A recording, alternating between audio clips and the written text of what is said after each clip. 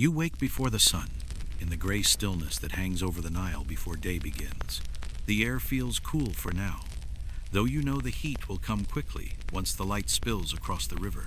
You lie for a moment on the reed mat, feeling its familiar roughness through the thin cloth beneath you, and listening to the faint lap of water against the bank. Somewhere far off, a lone oar dips and rises, the sound carrying in the silence. The smell of yesterday's work clings to you. Soap residue lingers on your hands, faint but sharp, mixed with the sour dampness of cloth that did not dry fully.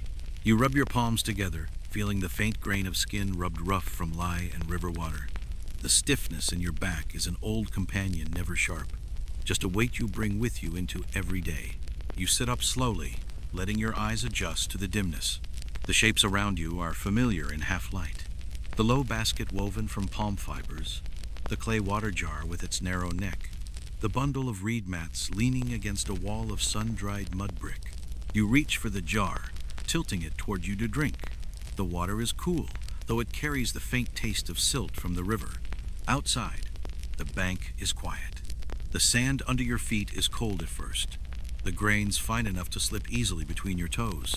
A heron moves in the shallows, its long legs almost hidden in the darkness. Across the river, faint orange flickers show where fishermen are returning from the night's catch, their nets trailing behind them in dark loops. You crouch at the water's edge and splash your face. The coolness clings for a moment, then runs down your neck. Your hair is damp now, but the heat will dry it before long. You watch the first ripple of breeze move across the water, shifting the reflection of the far bank's palm trees. Soon you will lift the buckets, fill them, and begin the long day's work. But for now, in this brief space before the sun rises, you let the stillness hold you. You step down the slope toward the river, the sand giving way beneath your heels before firming again where the bank meets the water. The yoke lies across your shoulders, its weight familiar, the smooth wood curved to your shape from years of use. Two empty clay buckets hang from either end, swaying slightly as you walk. Their rims knock softly against your legs with each step. The river is darker here in the morning, its surface holding the last shadows of the night. You lower the first bucket slowly, letting it sink without splashing. The rope grows heavy as the water fills the vessel, pulling at your hands. You lift it, the muscles in your arms tightening with the effort, and set it down beside you on the bank. The second bucket follows, its rope damp with the cool touch of the Nile. When both are filled, you hook them back onto the yoke, adjusting so the weight is balanced evenly. Your shoulders sink under the load, but you know the feel of it, how to move without spilling too much, how to keep your steps steady on uneven ground. The first walk up the bank is always the easiest, before your back begins to protest, before your fingers stiffen from gripping the ropes. At the work site, the reed mats wait, laid flat from yesterday's scrubbing. The clay vat stands in the center, wide and deep, its rim lined with the marks of years of use. You pour the first bucket in, the sound deep and steady as the water strikes the inside walls. The second follows, and the vat begins to fill, the surface trembling in the dim light. You return to the river for another load. The air is changing now. The faint coolness is already thinning as the first pale light appears on the horizon. A few other workers arrive, moving quietly, their own yokes across their shoulders. The sound of buckets dipping and rising joins yours, echoing across the water in a slow rhythm. By the time the vat is nearly full, the sun's edge is breaking over the far bank, turning the river from gray to gold. You roll your shoulders again, easing the strain. The water in the vat catches the light, the surface rippling faintly with the breeze. Soon, you will mix in the natron and begin the scrubbing. But for now, the river has given you what you need, and the work can take shape. You kneel by the baskets, the day's first real task settling into your hands. The piles look familiar, a confusion of tunics, wraps, veils, work cloths, and the long bands used to bind hair or gird waists. Each piece carries its own story of the day before, a smear of ash at a hem, a crust of dried brine along a cuff, the pale tide mark that sweat leaves when it dries in the sun. You do not need to think much while you sort. Your fingers know the order better than your eyes do. First, you pull out the fine things. The cloth that feels like the inside of a reed, smooth and thin, slides through your hands as if it has remembered the river already. These go together. Garments with tight, even weave, edges clean and narrow, hems pressed by careful hands. The thread is delicate, easy to snag, and you lay these to one side with space between each so they will not tangle. Fine white cloth shows every stain. It will need patience and less harsh rubbing. Next, the everyday tunics. They make the largest pile. Simple rectangles folded and sewn, sturdy enough to hold shape even when soaked. You can tell which ones belong to the same household by the way they are mended. The same small stitch at a shoulder seam. The same habit of turning a frayed edge under twice. Some carry a thread tied through a corner as a marker, a small knot of color to tell one owner's garments from another's. You slip the knots to the outer edge so they do not catch on the mat later. Then, the heavy pieces. Thick cloth meant for the roughest work arrives stiff with sweat and dust, often with a coat of grit that makes your palms sandpapery just touching it. These will drink the washing vat like thirsty fields. You stack them in a low heap, alternating their folds so the weight is even. A few bare smudges that are not just soil. Lamp soot smears in cold streaks, and spots of oil darken the weave. You press a thumb to one patch and feel the resistance oil will ask for warm water and a longer soaking. From the bottom of the first basket, you lift the long strips used in the temple storehouse, plain, unadorned, but held to a stricter standard than most household cloth. They are not fine in the way rich garments are fine. Their dignity is in being exactly themselves, even after long use. You lay them flat, aligning the edges as if the cloth will mind the attention, and perhaps it does. A curled corner straightens when you smooth it with the back of your hand. A smaller basket holds children's clothing, shorter tunics, narrow belts. Cloths used to wrap small heads against dust. These carry the most curious collection of stains. Fruit, mud, something sticky that might once have been date syrup. The thread count is coarse and forgiving, and you know they will endure the brisker scrub that adult garments cannot. You shake a few gently. Dust lifts in a thin veil and catches the slanting light. You continue piece by piece, and the rhythm settles. Lift, weigh in your hands, judge the weave between finger and thumb, set down. The repetition carries its own quiet. Sometimes you hum without realizing it, a tune with no shape at all, just breath moving through your chest in time with your work. The sound of other hands sorting rises around you, not loud, only steady. Cloth brushes cloth with a soft, papery whisper. You pause to look for hidden things that use cloth as a hiding place. A reed pen? Forgotten. A small bead, tangled in a fold, its color dulled by dust. A palm thorn pin, clinging to a seam like a quiet threat to unwary fingers. You catch it before it catches you, and slide it into a jar where such finds weight to be claimed. From habit, you pat each garment lightly before it joins its pile. The light slap shakes loose sand, seed husks, and the day's tiny secrets. Sorting is judgment, but gentle judgment. Which cloth will soak first? Which can wait? Which must never meet the rough surface of the reed mats? You test the weight of a wet day before it happens. If the breeze rises, the fine cloth can dry where the palms cast dappled shade. If the air turns still and the sun grows hard, you will keep the delicate pieces under a wide cloth and give the heavy tunics the full light. You are not guessing. You have learned these choices the slow way, one spoiled hem at a time. You take a moment to run a hand along the selvage of a long garment, feeling the tight edge where the threads turn back on themselves. Some pieces still carry the faint press of pleats, remembered from careful folding. You note the direction of those folds so you can return them later. Cloth appreciates being treated as if it has a memory. The idea pleases you. If everything else forgets, the weave remembers. Now the stained ones. You make a small, separate stack of troublemakers. A splash of wine dried into a blossom of purple brown. A patch bright with ochre dust that will bleed if it is not coaxed. A smear that smells faintly of fish brine, already stiff. You press a corner of damp cloth to each mark to feel how stubborn it is. You add a tiny nod to yourself. This one will need longer soaking. That one only asks for patience. This other will never be perfect again, and that has to be acceptable. Not everything is improved by force. A wind stirs across the river, and lifts the edges of the sorted piles. You place a smooth stone on the lightest stack and move on. Your knees complain from kneeling, so you shift to the other side, mirroring the arrangement. Fine, everyday, heavy, sacred, small, stained. The order pleases the eye and soothes the mind. You wipe your hands on a rag that has seen better days and decide that it can go into the everyday pile at the end. One last use, before it becomes something else, a binding for a handle, a patch for a mat, or simply a strip to tie bundles. A woman to your left coughs, a soft, dry sound. Without looking up, you pass her a small cup of water from the jar. She raises it, drinks, and sets it back with a nod. You do not need words. Around you, the morning grows brighter, and with the light the cloth shows its true colors. Whites are never truly white here. They carry the sun in them, a warmth that no amount of washing removes. Browns and dull reds hold quietly to their shades, content to be what they are. From time to time you lift a garment to your cheek, searching with skin where sight might miss a rough patch or a burr of thread.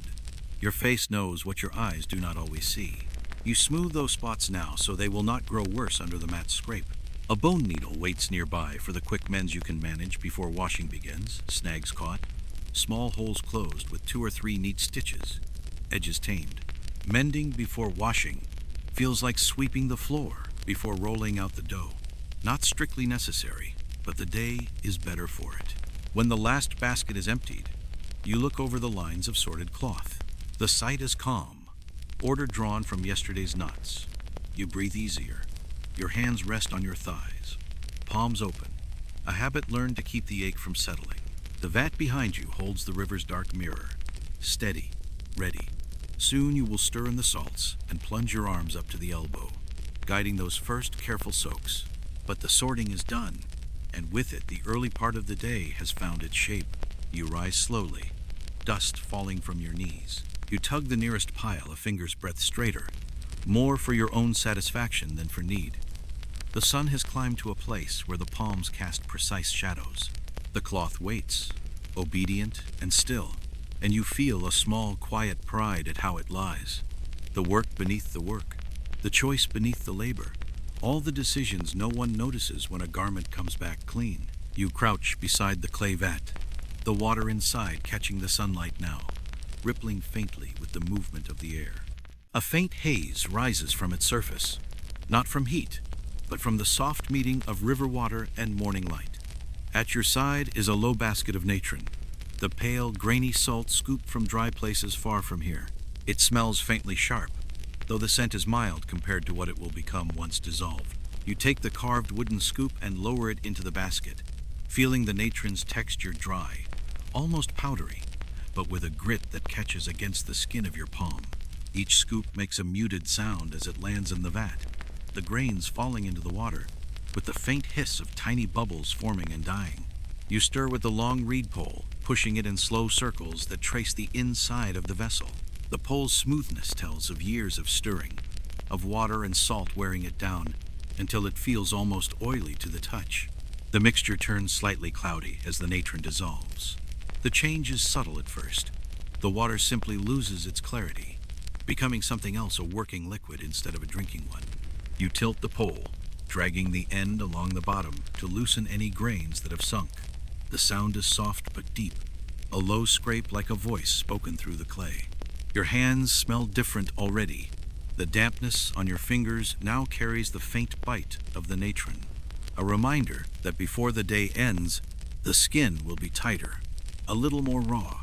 You wipe them on the cloth at your waist, not to dry them, but to keep the water from dripping onto the piles of sorted laundry nearby. The first pieces to go in are the heaviest, the ones that will take the longest to surrender their dirt. You lift a tunic from the work stack, its weave stiff with dried sweat and dust, and lower it slowly into the vat. The water darkens instantly around it, a faint brown thread of color curling away before blending with the rest. You press the cloth down with the pole, coaxing it under the surface. The fibers drink in the water greedily, growing heavier with each breath they take.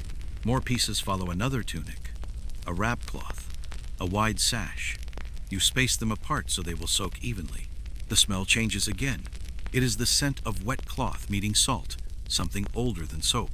You have smelled it since you were a child, and you know it will cling to you long after the day is done. The fine linens wait. You leave them folded for now, knowing that too long in the vat will leach their color and weaken their threads. They will have their own moment, when the water is fresher and the salt's first bite has softened. The sacred cloths, too, will come later, in cleaner water, so they do not carry away the stains of the common pieces. You pause to scrape the pole against the rim, letting the droplets fall back into the vat. The sun is higher now, and you can see each ripple travel outward from where the garments shift beneath the surface.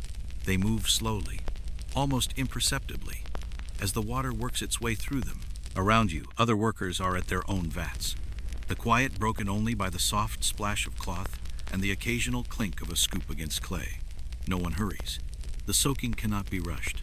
It is the one part of the day where time is your ally. Let the salt and water do their work, while your body takes the smallest rest it will get until evening. You sit back on your heels and watch the vat a moment longer. The water is no longer the river's water. It has become a tool, and you have set it to its task. Soon you will kneel at the reed mats and take each piece in your hands again, working the grain of the fabric against the woven surface until it gives up what it has carried. But for now, you wait, and the river waits with you. You drag the first soaked tunic from the vat, and it comes up with the slow reluctance of something that has decided it belongs to water now. It is heavier than it was when you lowered it, swollen and obedient, limp over your forearms like a sleeping animal. You carry it to the reed mat and let it slide down, the water leaving it in quick, bright threads that drip through the woven gaps to the earth below. The mat is rough under your knees, the reeds flattened by years of this same task, their edges polished where hands and cloth have passed again and again. You spread the tunic open with your palms, smoothing it from the center outward, as if you could erase the day that stained it by gesture alone. The weave has memory. It wants to curl back to its old folds, but you press it flatter, patient. Your hands move in practiced lines: out, down, lift, return. You can do this with your eyes closed, and sometimes you nearly do, letting the rhythm carry the minutes. The mat's scratch meets the cloth's grain at a crossing angle that does not tear, only persuades. You learn that angle the hard way, with one rash morning and a ruined hem that cost you more scolding than the cloth was worth. You take the little clay cup and pour a thin run of the cloudy vat water along the worst of the stains, coaxing them to soften a breath more. Then, the scrubbing begins. Heel of the palm first, broad pressure to press water through the threads. Then the fingers, 4 in a row like a small rake, drawing grit outward. The sound is a low rasp, like a whisper made of straw. It is not unpleasant. It is the sound of work that knows itself. You lean forward and push. Your shoulders join your hands. Your breath falls into step with your strokes. Press on the exhale. Ease on the inhale. Little by little, the tunic gives up what it held: dust, lifts into the water sheen. Old sweat loosens into a faint sourness that the breeze carries away. A shadow of oil smears thin and thinner until it is only a dull memory. You pause to rinse the mat with a dipper of clean water so you do not grind yesterday's dirt into today's cloth. The water flashes in the sun, then is gone, absorbed into sand that never stays clean for long. A small snog catches under your fingertip. You halt, because halting now is cheaper than regret later. You pinch the loose thread and rub it smooth against your thumb, guiding it back into the weave's quiet. The mat waits without comment. The tunic takes the hint and lies down properly. You return to the rhythm, and it accepts the correction. This is the part of the day where control feels possible, where a stubborn mark can be made to reconsider its life choices, if you just keep the pressure even and your breath steady. Around you, other mats work their own slow music. Someone coughs. Someone hums under their breath. A sparrow lands too close, then thinks better of it when you lift an eyebrow in its direction. The sun edges higher, and the shade shrinks from your knees. Heat gathers in the crown of your head first, a polite announcement of what's to come. You tie the cloth at your neck a little tighter to keep sweat from falling into the wash. There is a practical elegance to this. No one thanks you for keeping their tunics free of your salt, but you know, and the cloth knows. You roll the tunic to the clean side, and start on the inside seams where dirt likes to hide. Your fingers work like small animals, burrowing, nimble, methodical. You do not hurry. Rushing turns circles into ladders and ladders into broken rungs. The mat speaks again. Reed whisper against wet cloth. Your palms burn slightly, a not unpleasant heat that reminds you where your body ends and the work begins. You shift your weight, easing the knees, and keep moving. A line of suds gathers at the edge and tries to escape. You scoop it back for one more pass, no sense wasting a bubble that still has fight in it. The faint scent of the natron clings to your hands even after you rinse them. It will cling long after sunset too. You stopped minding that years ago. There are worse perfumes to carry through a marketplace than clean work. When the first tunic is satisfied with itself, because that is what it feels like. A garment taking a breath and deciding it has done enough, you lift it, wring it with a twist that is firm but not cruel, and lay it across your forearms again. Water runs to your elbows and drops off in tidy beads. You carry it to the hanging line, snap it once to wake the threads, and fix it there with a practiced knot that does not crush the cloth. The breeze will do the rest, so long as it remembers to show up. Back to the mat. The next piece is a wrap cloth thick with ground grit, as if someone tried to pave the road with it and then thought better of the idea. Heavier pressure this time. You set your palms and push until your shoulders speak up about being attached to a person with ambitions. You acknowledge them and continue, because the cloth will not clean itself, and because the day only has so many hours that are good for drying. The river laps somewhere behind you, unconcerned. It has its own schedule, which does not include your complaints. You pause and flex your hands. The creases across your knuckles are pale where the skin tightens. You run your thumb along the mat's edge to clear away a line of grit. Then pour a dipper of fresh water over the center to wash out whatever the last garment left behind. The mat steams faintly in the sun, not quite smoke, just a breath rising. You set the wrap cloth down and begin again broad strokes, then narrow, palms, then fingers, then the heel of the hand at a particularly stubborn patch. It yields by degrees, unwilling to admit it is yielding. You know the type. Now the fine piece you kept aside. A linen with a weave, so even it looks like a thought made visible. This one gets the softest touch. You fold it over your hands like the skin of milk, and let the mat feel only your knuckles through it, not the cloth itself. Small circles, light pressure, frequent lifting to check the fibers. The sun threads through it when you hold it up. A pale glow that would be pretty if you were the kind of person who had time to call things pretty out loud. You do not. You tuck that thought away and continue, steady as a metronome. Time thins and widens at the mat. You measure it by how often you change your kneeling side, by the length of your shadow, by the number of times you refill the little cup from the vat. You do not look at the bundles waiting. Their number does not change when watched. You prefer to deal with what is under your hands. The rest will have its turn, whether or not it sulks. By late morning, the mat is a map of damp and dry. Your knees two darker ovals at its lower edge. The lines hold small monuments of grit you keep brushing aside with the back of your hand. The hanging cords now carry a small forest of cloth, edges lifting in the fitful breeze, strips flapping in conversation with one another. You have the quiet satisfaction of seeing the earlier pieces already losing their heavy wet, becoming themselves again. You rinse your hands in the basin, lift another tunic, and let it flop onto the mat with a sound that is half slap, half sigh. Your shoulders are warm now, your neck a little tight, your lower back considering a protest and deciding for the moment to write a strongly worded letter instead. You smile at no one and continue.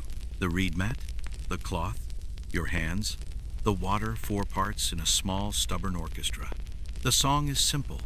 It is also endless. You hum along. You wade into the shallows. Cloth bundled in your arms, the Nile folding around your knees with a cool weight. The shift from the heat of the mats to the water is a relief, though the shock makes your calves tighten for a moment before easing. The silt stirs where you step, billowing in soft clouds that wrap around your ankles before drifting downstream. You know from long habit to tread carefully. Too much movement, and you will lift enough mud to turn the rinse into more work than the washing. You lower the first tunic into the current, letting the water take it gently from your hands. It opens under the surface, floating for a heartbeat before the weight of the weave draws it down. You grip one edge and let the rest flow, the current pulling at it like a child testing your grip. The Nile does much of the rinsing for you if you know how to work with it. Lift and let the water run through. Fold and let it push against itself. Shake once under the surface to loosen the last of the soap. The suds break away in small bursts, drifting toward the bank before melting into the river's color. The sun glances off the water in blinding fragments. You squint, turning your head so you can watch the cloth instead of the light. Upstream, a fisherman's boat moves lazily, its oars dipping without urgency. The sound carries a hollow splash, a pause, another splash. Closer to you, riverweed curls around your shin, its cool strands brushing like thin fingers before sliding away. You've learned to ignore it. It will ignore you back. You lift the tunic and wring it once, just enough to keep it from dripping a trail back to the bank. The water runs from it in clear ribbons now, without the faint cloudiness of soap. You know by touch when it's ready. The fibers feel clean, their tension changed, as if the cloth is lighter without the memory of yesterday's labor. You lay it over your forearm and wade back to the shore, placing it in the basket for drying. The next piece is heavier, a work wrap that resists the water at first. Holding its folds tight, you press it down beneath the surface with both hands, feeling the cold seep into your fingers until your knuckles ache. The river answers in small ways. A swirl of current around your wrists, a flicker of silver beneath your hands as a small fish darts past. You fold the wrap over itself and let the water work through it again and again, listening for the subtle change in sound when the rinse is complete. Wet cloth underwater has a muffled voice, and you know the moment it grows quiet enough to be done. A boy from another work line splashes farther down the bank, chasing a stubborn piece of linen that has slipped from his grip. It flutters in the current like a pale fish, and he catches it just before it can drift into deeper water. He laughs under his breath, and the sound skips across the surface toward you. You pretend not to notice. Everyone here has lost a cloth at some point. No one enjoys the memory being kept alive. Back at your own place in the shallows, you take the finer pieces, rinsing them with a gentler touch. These you swish in small arcs, keeping them close so the current does not strain the weave. The light turns the wet fabric translucent for a moment, the threads glowing gold before sinking back into shadow. You remember to check the edges for grit, running your thumb along the hem to free any stubborn grain before it can dry in place and scratch the skin of the wearer. The rinse is not just about removing what you put in, it is about giving the cloth back to itself. When it comes from the vat and the mat, it is burdened clean, but not yet free. Here, in the river, it becomes light again. You feel that change in your hands, in the way the weight shifts as water leaves and only the weave remains. By the time the last piece is laid in the basket, your lower legs are striped with marks from the riverweed and faint lines where the water has cooled your skin. You step back onto the sand, the heat from the ground rising into your feet instantly, as if the earth has been waiting to reclaim you from the water. The basket is heavy now, its contents neatly folded despite their dampness, ready for the lines. You glance back at the river before turning to the drying cords. The surface is already closed over the place where you stood, as if you had never been there. The Nile keeps no record of your work.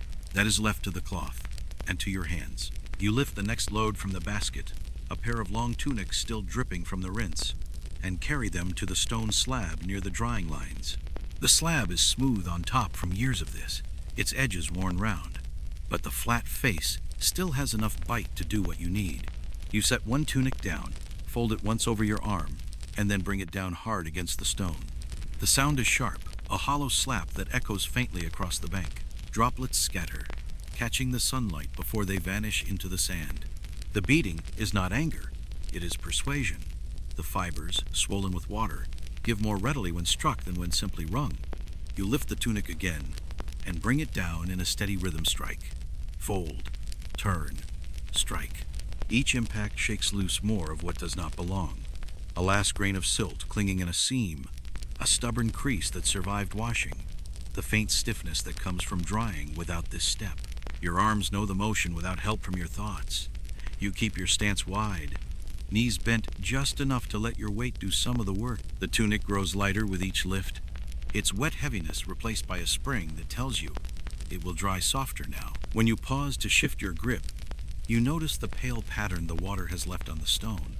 already shrinking in the sun. A breeze stirs the hanging lines, and you see other workers moving in a similar rhythm: stone, cloth, air, each in their own small world of motion. The sound is uneven but constant. A thud here, a slap there, punctuated by the occasional hiss of a cloth being snapped sharply before it is hung. This part of the day feels like the middle of a song you all know, but never learned together. You turn to the second tunic. Its weave is thicker, and the strike against the stone carries a deeper note. The droplets fall heavier, darker where the silt runs out. You keep going until the cloth has lost its sluggishness, until it folds over your arm without clinging.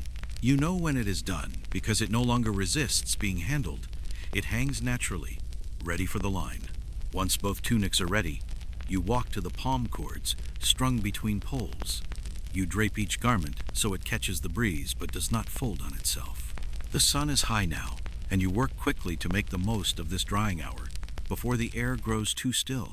The tunics sway slightly, the fabric whispering as it shifts. You return to the basket for more long sashes this time, which you fold double before striking against the stone. These release water more easily, their length making the rhythm quicker, lighter. The edges ripple when you snap them in the air, a small reward for the work of rinsing. You hang them low on the lines so they do not shade the heavier pieces above. The stone grows warm under your hands. You take a moment to pour a little water over it, cooling the surface before laying down the next cloth. The hiss is soft, almost private. You press your palm flat to feel the temperature drop, then resume. You notice a fray on one tunic's cuff, a few threads pulling loose where the seam is weakened. You keep a small bone needle and a twist of flax tucked into the cloth at your waist for moments like this. A few quick stitches now will prevent worse damage later. The needle slips through easily. The wet threads are more pliant, bending to the curve of your repair. You smooth the seam with your thumb and continue. By the time the basket is empty again, the first tunics you hung are already lighter, their shadows on the sand thinner than before. You glance along the line, watching the movement: cloth in air, air in cloth, like a quiet conversation between the two. You rest your hands briefly on the stone, feeling its warmth soak into your skin. Then you bend, lift the next armful from the rinse basket, and let the rhythm take you again. Strike, fold, turn, strike. Always the same, and somehow never tiring enough to stop you. You carry the last armful from the stone to the palm trees, the cord lines stretching between their trunks like patient arms. The sand underfoot is hot now, shifting as you step, but the shade beneath the palms is still cool enough to make you pause for a breath before hanging the cloth. The lines are tight, pulled from one rough trunk to another, knotted with a twist that holds even when the wind tugs at them. You test the nearest cord with your hand. It hums faintly with tension. You hang the heavier tunics first, spacing them so they do not touch too close, and they will hold the damp in each other's folds, drying slow and sour. The sashes and lighter wraps go farther down, where the air can move through them freely. You work with both hands now, one holding the cloth, the other securing it to the line with a twist of softened palm fiber. The knots are quick and practiced, strong enough to hold but easy to undo later. Even when the fiber has dried hard, you could do them without looking, and often you do, eyes following the sway of the other lines to judge how the wind will treat your work. A small flock of egrets lands just beyond the drying ground, their pale feathers sharp against the darker shade. They watch with tilted heads, knowing that unattended cloth might still carry bits worth pecking at. You clap once, sharply, and they lift into the air with a complaint, wheeling toward the far bank. They will be back. They always come back. You move down the row, hanging piece after piece, and the line begins to look like a narrow river of cloth, white and brown, pale red, soft yellow, flowing in the breeze. The sound is low, a fabric murmur, as hems and folds shift against the air. Occasionally a corner lifts and snaps before settling again. In the farthest line's shade, you find space for the finer linens and the temple cloths. These you hang with more care, smoothing each fold and pinching the fiber ties gently so as not to mark the weave. The sun here is dappled through the palm fronds, and the light dances across the fabric in shifting patches. You watch one patch slide slowly down a tunic's front before moving on. The ground beneath the lines is a patchwork of footprints yours, others the faint drag of baskets. The sand here is always dry, no matter how close the river is, baked by the open sky between the palms. You kick at a small mound, flattening it so a hanging hem will not brush against it. From here, you can see the full length of the drying ground. It is like a slow parade, the garments swaying in time with the wind's uneven steps. You know from years of watching that each piece dries in its own way. Some edges curl first, some stiffen before the rest. Some hold the wind like a sail, while others seem to resist it. You adjust those that bunch, giving them a twist so the air can reach their stubborn folds. A child runs past the edge of the shade, chased by a scolding voice from somewhere beyond. He stops just long enough to watch the cloth ripple, then darts away again. You keep working, hands steady, the small distractions slipping past without breaking your pace. By the time the last piece is hung, the lines are full, and the air between the palms feels alive with movement. You step back, wiping your hands on the cloth at your waist, and let yourself watch for a moment. The breeze carries the scent of the river, mixed with the faint sharpness of natron still lingering in the wet threads. You gather the empty baskets and set them aside, their weight now only the memory of what they carried. The lines will take over for a while, and you will turn to other work. But for now, the drying ground is set, the day's progress strung from tree to tree, shifting quietly in the Egyptian sun. You stand at the edge of the drying ground, shading your eyes with one hand as you scan the lines. The cloth sways in the breeze, edges lifting, folds shifting. You know the egrets will be back. They always return once they are sure you've looked away. They're not interested in the cloth itself, only in the bits that cling to it. Stray husks from grain sacks, tiny scraps of food caught in hems, even the occasional beetle shaken free from a fold. The first white shape appears at the far end, moving with that cautious, almost dainty step birds take when they believe they are unnoticed. You make no move yet, only watching as two more join it, their necks stretching and lowering in unison. One hops onto a low stone, closer to the lines, and tilts its head at a flapping hem, as if considering the best angle to strike. You take a step forward, slow, deliberate, the sand whispering under your feet. The birds freeze for a moment, heads turning toward you, then go back to their inspection. You clap once, a sharp crack of sound that startles the nearest into lifting off in a burst of white wings. The others follow, reluctant, circling wide before settling back down a little farther off. It is never just one chase. You know this game.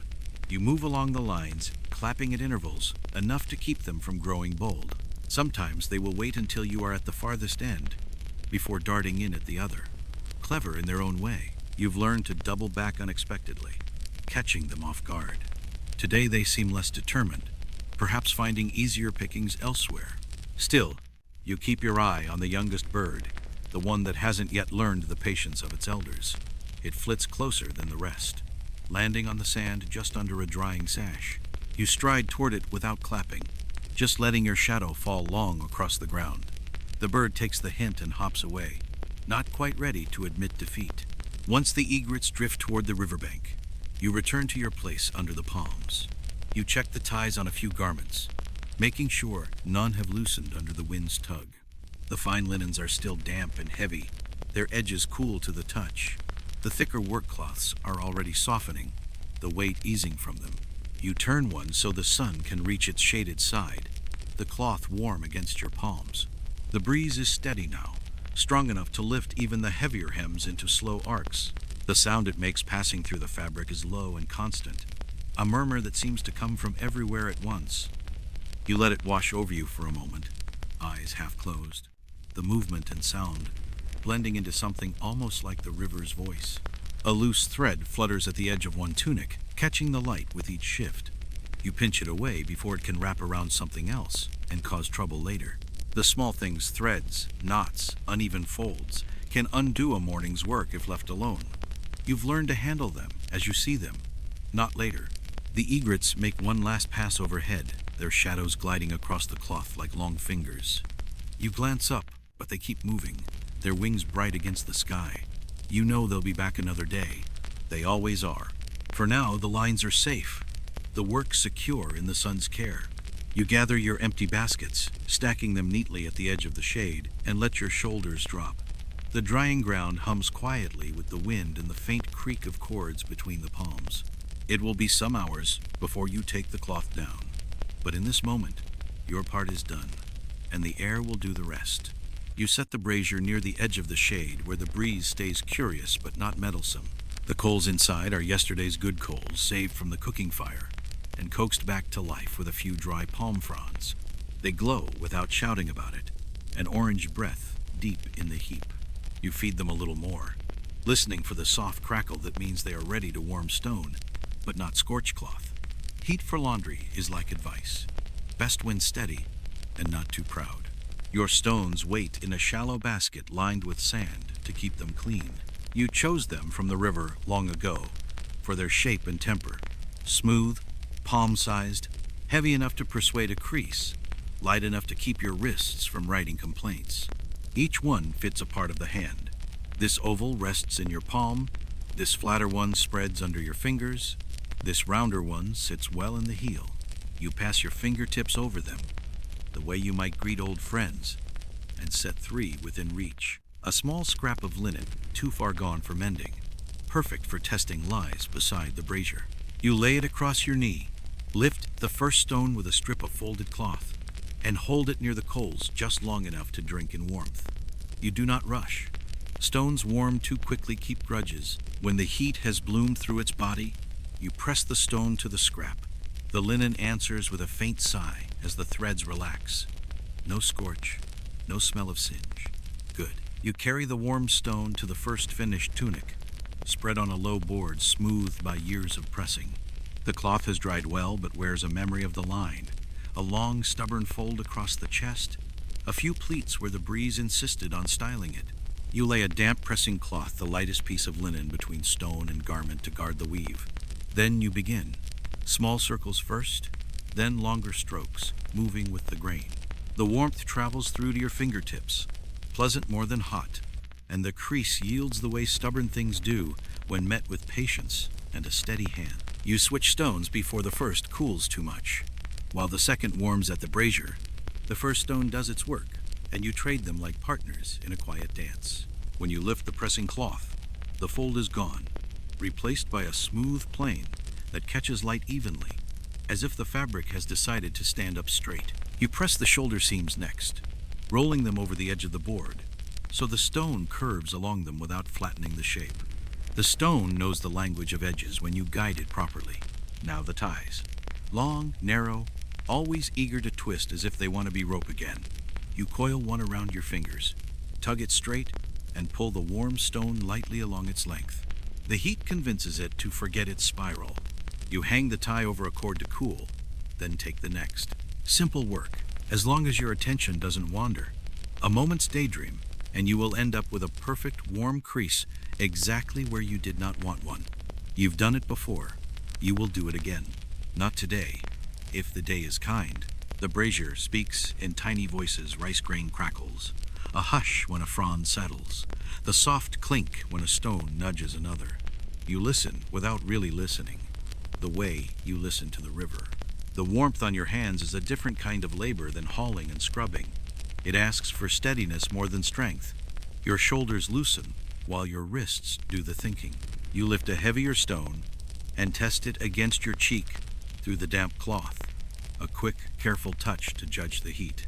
Sufficient. This one you use on the hems, those places that remember every step the wearer took. You sit so the board rests against your thigh, and you pass the stone along the edge in a slow, confirming line. The hem accepts the lesson. It will swing properly now, not cling to itself in shy folds. A small trick. You tuck a thin sliver of cool stone inside a sleeve, while you warm the outside seam with the hot stone. The opposing temperatures keep the fabric from going limp or shiny. You were taught that by a woman who could press a sleeve into obedience with her eyes. You cannot manage her stare, but the stones you can manage, and that is enough. From time to time, you dab the pressing cloth with clean water, so it returns a little steam when the warm stone passes. The breath of it rises, not much, just enough to soften a stubborn ripple. The smell that lifts is clean and faintly mineral. River and sun turned quiet.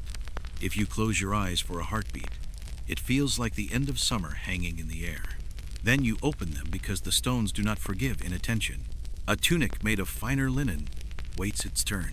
You change to the smallest stone, the one that knows how to behave around delicate threads. You handle it the way you handle a sleeping child's hair touch.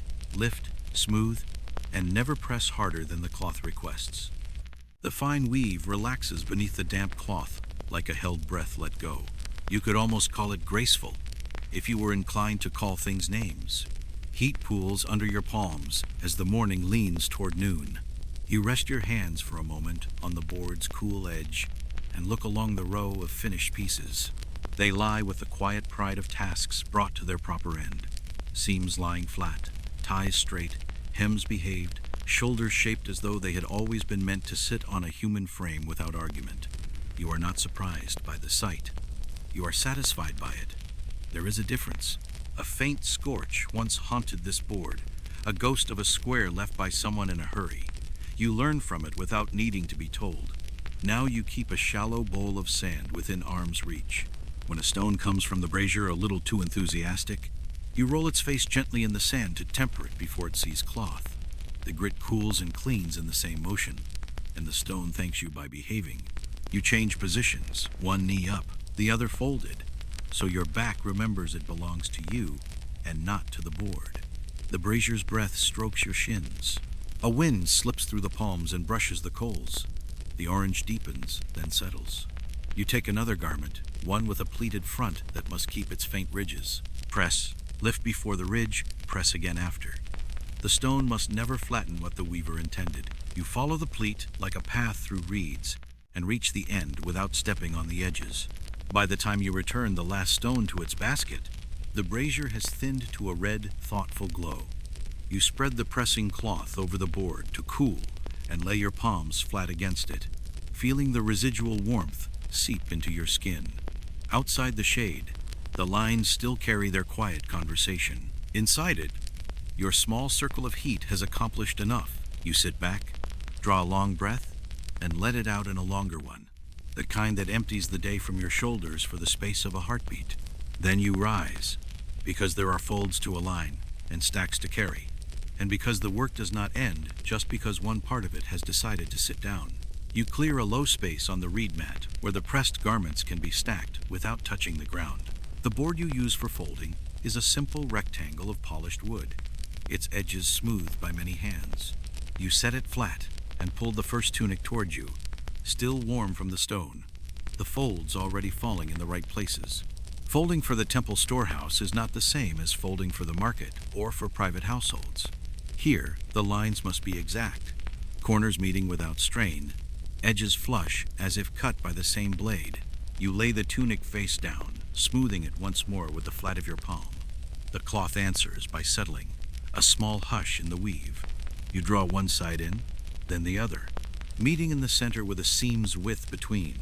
The sleeves are tucked under with care, not pressed so sharply that the fibers will weaken. You fold the bottom upward in a single clean line, pressing lightly as you go, and then again to meet the collar.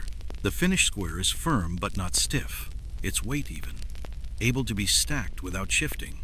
You set it aside and reach for the next, repeating the same quiet motions. It is a slow rhythm, not because it must be slow, but because rushing disturbs the balance between hands and cloth. A pile begins to grow whites, stacked with whites, pale ochres with pale ochres, each bundle aligned so that no single one pushes against the others.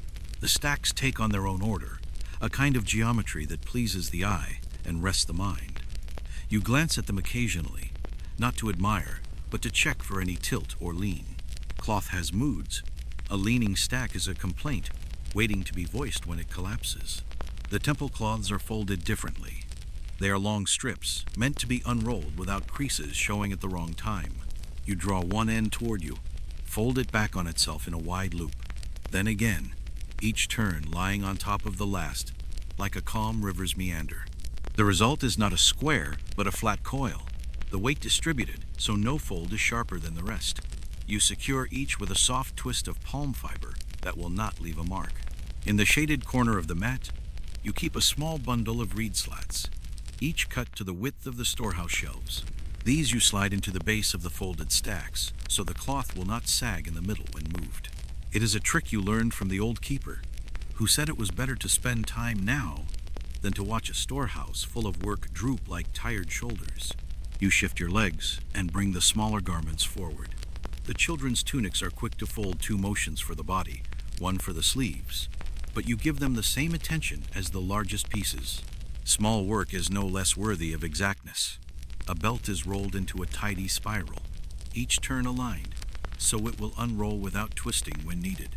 The shade around you feels cooler as the sun climbs higher, though you can see the glare just beyond the palms. Your fingers move without pause, each garment's texture telling you how much pressure to use, how much smoothing to give before the fold. Coarse cloth asks for firmer handling. Fine cloth answers to the gentlest push. You listen with your fingertips as much as with your ears. When the first set of stacks is complete, you place a broad, clean cloth over the top to keep dust from settling. A smooth stone at each corner holds it in place against any wandering breeze. The stones are not heavy, but they speak to the stacks in the language of weight. Stay here, keep still, wait until you are called for. You pause to stretch your hands, rolling your shoulders once in each direction. The movement makes no sound, but you feel the small joints answer, grateful for the interruption. Then you turn back to the folding board, lifting the next warm tunic and laying it flat. The rhythm returns at once, the mat beneath you supporting not just your body, but the quiet discipline of the work. From somewhere beyond the drying ground, a low gong sounds the temple's midday mark. You have more to fold before the bell for afternoon offerings. The storehouse will want its cloth before the shadows lengthen. You set your jaw gently, not in defiance, but in agreement with the day's pace. The work will be done, 1 square, 1 strip, 1 coil at a time. The last tunic of this round settles into its place on the stack with a soft sigh. You cover it, weight the corners, and sit back on your heels. The folding board lies empty now, the next load still out on the lines, warming in the sun. You rest your palms on your thighs, feeling the faint warmth of the pressed cloth still lingering in the air around you, as if the work itself has its own temperature. You lift the stacked bundles 2 at a time and settle them into the wide reed basket lined with a clean cloth. The basket creaks softly as you shift the weight, the sound a low, familiar note. The bundles are snug, edges aligned, the top layer covered so dust will have to fight its way in. The reed handles press into your palms with the faint bite that tells you the load is worth carrying carefully. The path to the market winds between houses and storage sheds, a narrow thread of hard-packed earth, kept mostly clear by the daily tide of feet. You walk at a steady pace, adjusting the basket's position now and then so the weight is shared between both arms. The sun is high enough now to warm the back of your neck, though the air in the shaded lanes is still a little cooler. Children dart past, chasing each other with handfuls of crushed reed stalks. You step aside, letting them pass without breaking your stride. They shout something you do not catch, their voices fading around the next corner. A woman sweeps her doorstep with a palm broom, nodding to you as you pass. You nod back, careful not to jostle the basket. The market opens ahead in a tangle of colors and sounds bright cloth awnings, the call of sellers, the low hum of bargaining. You take the side path toward the laundry stall, where 2 low tables stand ready to receive today's bundles. The stall is shaded with a woven mat roof, its edges lifting in the breeze. A stack of folded cloth from another worker already rests on one table. The corner's neat but not quite as exact as yours. You set your basket down beside it. Uncovering the bundles, you place each on the table with a small press of the hand, aligning them so they form a single, clean wall of fabric. The market keeper comes over, her hands still damp from rinsing something in a nearby basin. She inspects the first tunic, lifting it by the shoulders, letting it fall straight. The hem lands without a ripple. She nods once, satisfied, and moves to the next. You stand quietly while she checks the stack. This is not a time for talk. The cloth speaks for you. When she finishes, she covers the bundles again and marks something in her tally book with a piece of red chalk. She slides a small token across the table payment, or the promise of it, depending on the day. You slip it into the cloth at your waist without looking at it. The air here smells of many things at once. Fresh bread from a stall across the way, the sharp tang of vinegar from the pickle cellar, the faint sweetness of dates, the earthiness of woven mats. You breathe it in without thinking. The sounds mix just as easily, someone haggling over a clay jar, a donkey's slow hoof on the packed earth, a burst of laughter from the spice stall. You check the cloth still in your basket. The temple pieces will not be left here. Those you keep covered, turning back toward the lane that leads to the storehouse. The crowd shifts around you, parting and closing in again. The flow of the market constant and indifferent to any single person's path. At the edge of the market, you pause to shift the basket again, feeling the relief in your arms as you settle it against your hip. A man passes with a bundle of papyrus stalks, the ends brushing your arm lightly. You step into the quieter lane, the sound of the market fading behind you. The walk to the storehouse is shorter, though the path runs under more open sky. The sun touches your shoulders here, and you can feel the difference in heat with each step out of shade. The storehouse itself is a long, low building of mud brick, its doorway shaded by a thick woven curtain. You lift the curtain with one hand, ducking slightly to step inside. The air within is cooler, thick with the scent of stored cloth, clean, sun-dried, edged faintly with the sharpness of natron. A wide table stands in the center, flanked by tall shelves stacked with bundles. You set the temple cloths on the table, uncovering them so the keeper can inspect them. He works in silence, his fingers quick but gentle as he checks each fold, each corner. When he is finished, he nods and gestures toward an open space on the top shelf. You carry the bundles there, sliding them into place so they rest evenly. From this height, you can see the storehouse's full order, rows upon rows of cloth, all aligned, all waiting for the days they will be called to use. It is quiet here, the only sound the faint shift of fabric when the breeze slips in through the doorway. You step back into the sunlight, letting the curtain fall behind you. The baskets are empty now, lighter in your hands, and the walk back to the drying ground feels easier. The market noise fades again into the steady rustle of palms and the low hum of the river nearby. The day is far from over, but one part of it is neatly finished, folded, and put away. You return to the drying ground with the empty baskets, the sand warm under your feet now, loose in some places where others have walked recently. The lines sway with the slow rhythm of cloth that is nearly dry, less heavy now, moving more easily in the breeze. The smell has changed too, losing the sharper edge of natron, settling into the clean, faintly sweet scent of sun-warmed fibers. The first task is to gather the pieces that are ready for mending before they can be folded. You walk the rows, eyes catching on frayed hems, loose stitches, and places where a seam has begun to part. One tunic has a cuff with threads hanging like fine grass. Another has a side seam stretched just enough to gape slightly. You lift each down carefully, folding it over your arm so it will not crease in the wrong places. In the shade of a palm, you set the garments in a low pile beside the basket of mending tools. The bone needles lie in a shallow clay dish, smooth from years of use, their points still sharp. You unwind a length of flax fiber from a small skein, twisting it between your fingers until it grows strong and slightly glossy.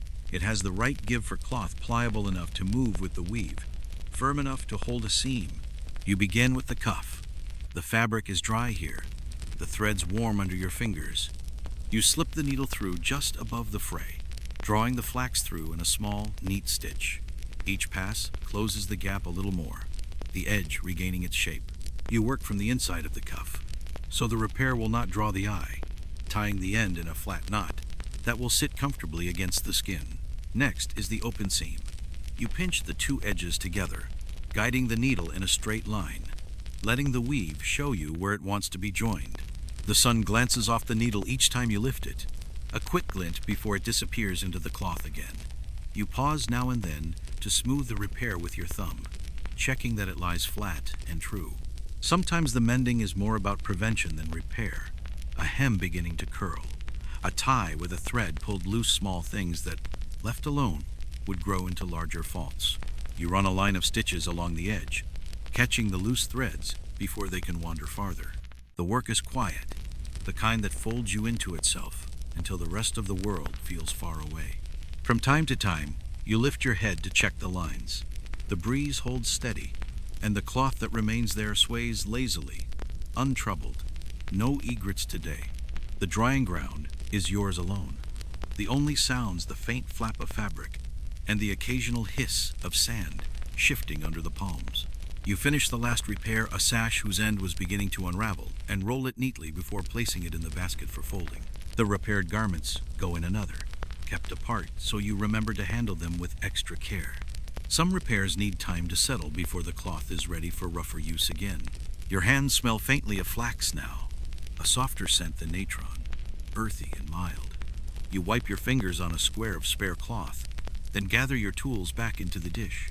The bone needles clink gently against one another as you carry them to their place under the basket's lid. The sun has shifted, the shadows of the palms now stretching long across the sand.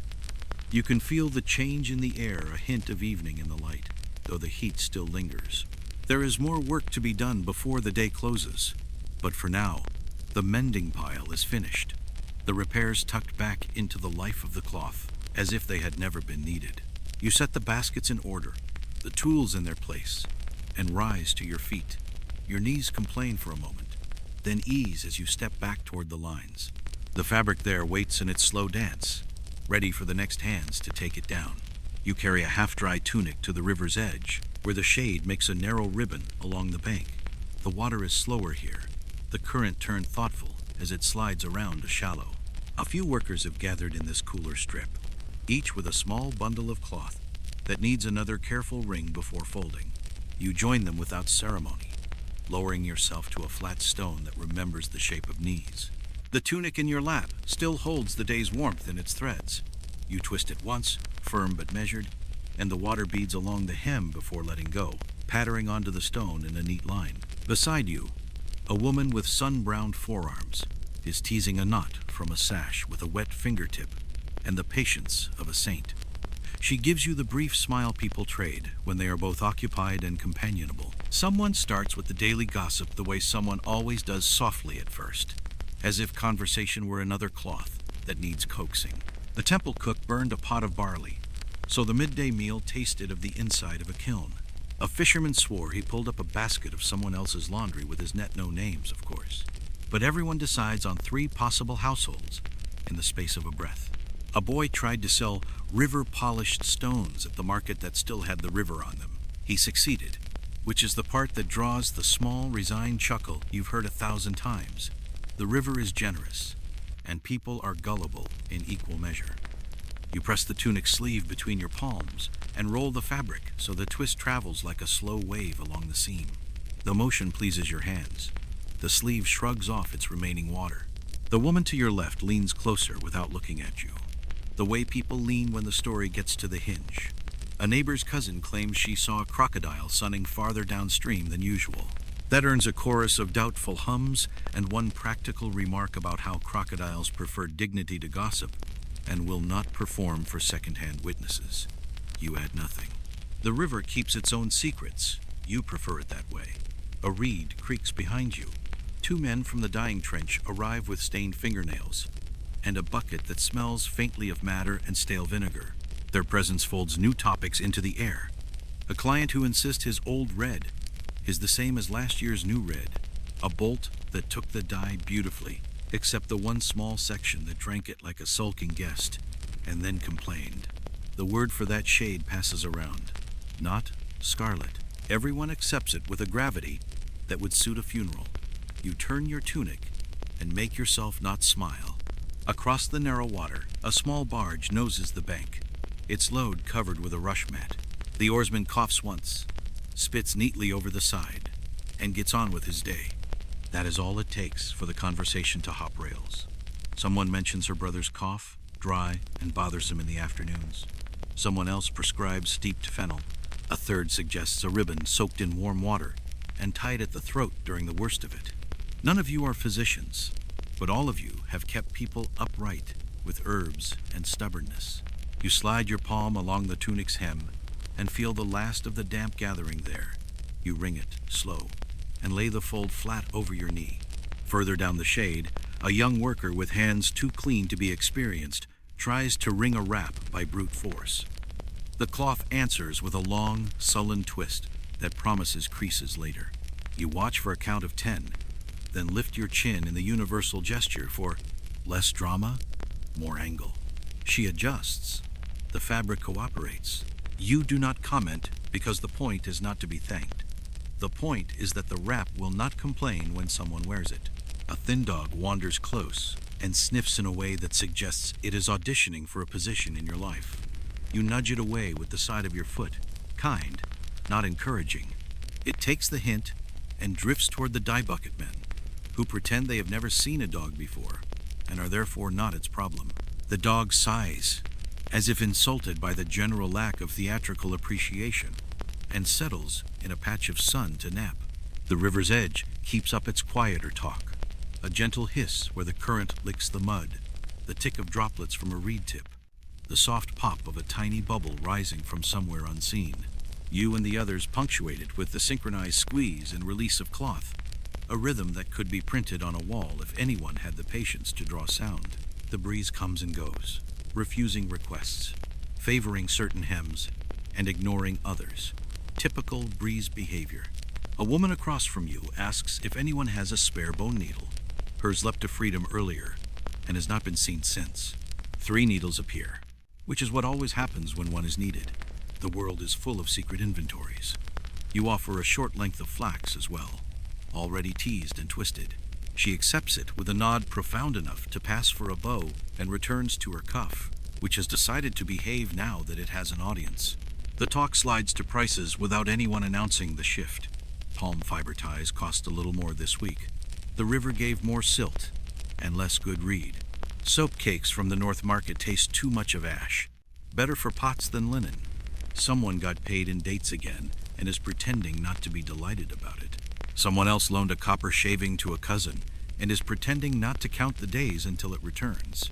You listen, not because you need the details, but because the details slowly add up to the shape of the week. You test the tunic's body, lifting it and letting it fall across your hands. It lands with a soft thump, the sound of a garment that has remembered what it is meant to be. You fold it once, smooth the crease with a firm stroke, and set it on the clean part of the stone beside you. The river breeze gives it a small, approving flutter. You pretend not to notice. One of the dye bucket men tells a story about a cat that sleeps in a basket of indigo rags and wakes blue around the edges. Everyone claims this is a lie.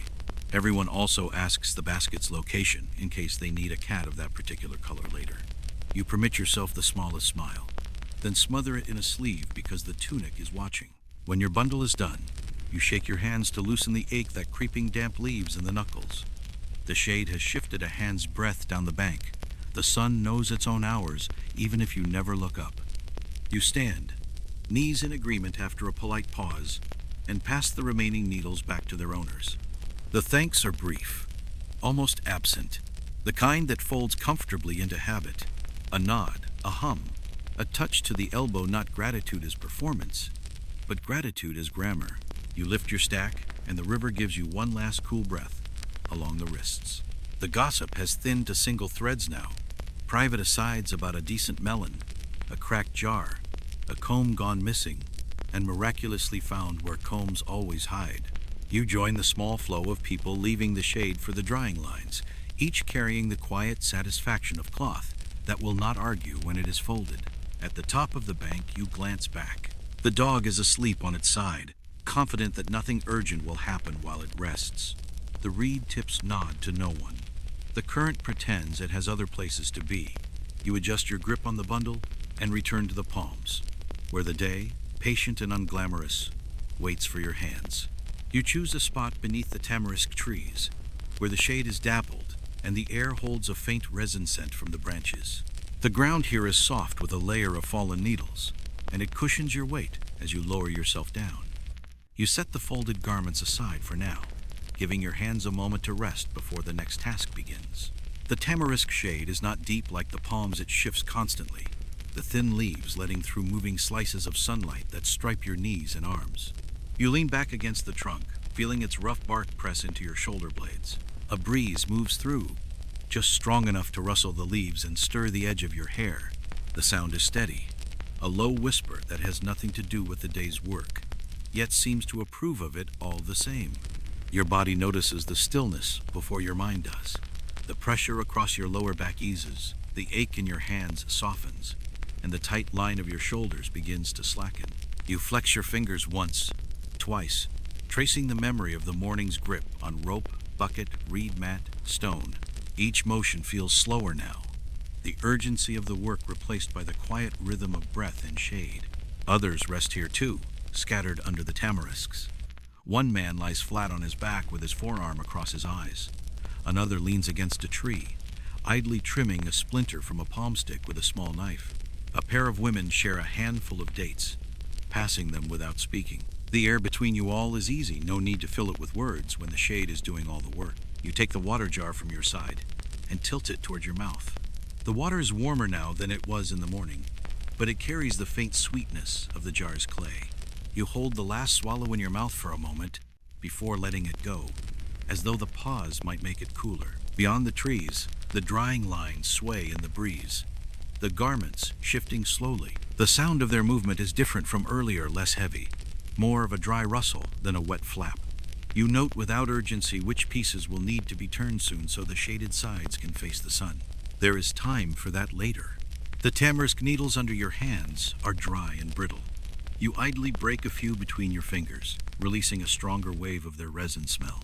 It clings faintly to your skin, mixing with the scents of natron, flax, and river water that have settled into you over the hours. A boy passes by carrying a shallow basket of bread rounds. He moves slowly, careful not to upset the pile, and offers one to each person resting. The bread is warm from the morning's baking, soft inside, the crust faintly crisp. You break yours in half, eating it in small bites that dissolve almost before you chew. The salt in it sits lightly on your tongue, reminding you that the day's heat is not done with you yet. Somewhere upriver, a single bird calls 3 short notes, a pause, then 3 more. No one remarks on it, but you feel the sound settle into the shade, another thread in the day's weave. A beetle crawls across the mat of needles near your foot, climbing over each fallen twig as though it were a hill. You watch it for a moment, then let it go about its business. Rest here is not about forgetting the work. It is about setting it down just long enough to lift it again without resentment. You feel the sun on your forearms where the moving shade has let it in, but it is not the harsh glare of midday. It is tempered, filtered, softened. The weight of the morning's labor has shifted from your body into the cloth drying in the breeze. When the breeze changes direction, it carries with it the smell of the river, sharper than the tamarisk resin, cool even in thought. You draw it in slowly, then let it go. You think of the next steps, turning the lines, folding, carrying, but they feel like part of a current you can step back into at the right moment. For now, you stay seated, the trees bark steady against your back, your feet pressed into the soft, dry ground. The tamarisk shade holds you like a net in still water, not to catch you, but to keep you from drifting too far before the work calls again. You rise from the tamarisk shade when the sun has crept to its appointed place, the time you keep without looking at the sky. The basket for special work waits where you left it, finer linen, pale, almost luminous even before you have done anything to it. These belong to a household that pays more for the same labor described with gentler words. Their cloth does not think it is different, but their steward does, and the steward brings tokens that turn into bread, so you give the cloth its ceremony. The boiling pit sits beyond the palm lines, a little apart, as if heat prefers its own company. A squat brazier crouches under a tripod, and from the tripod hangs the big copper pot, its sides darkened by smoke and years.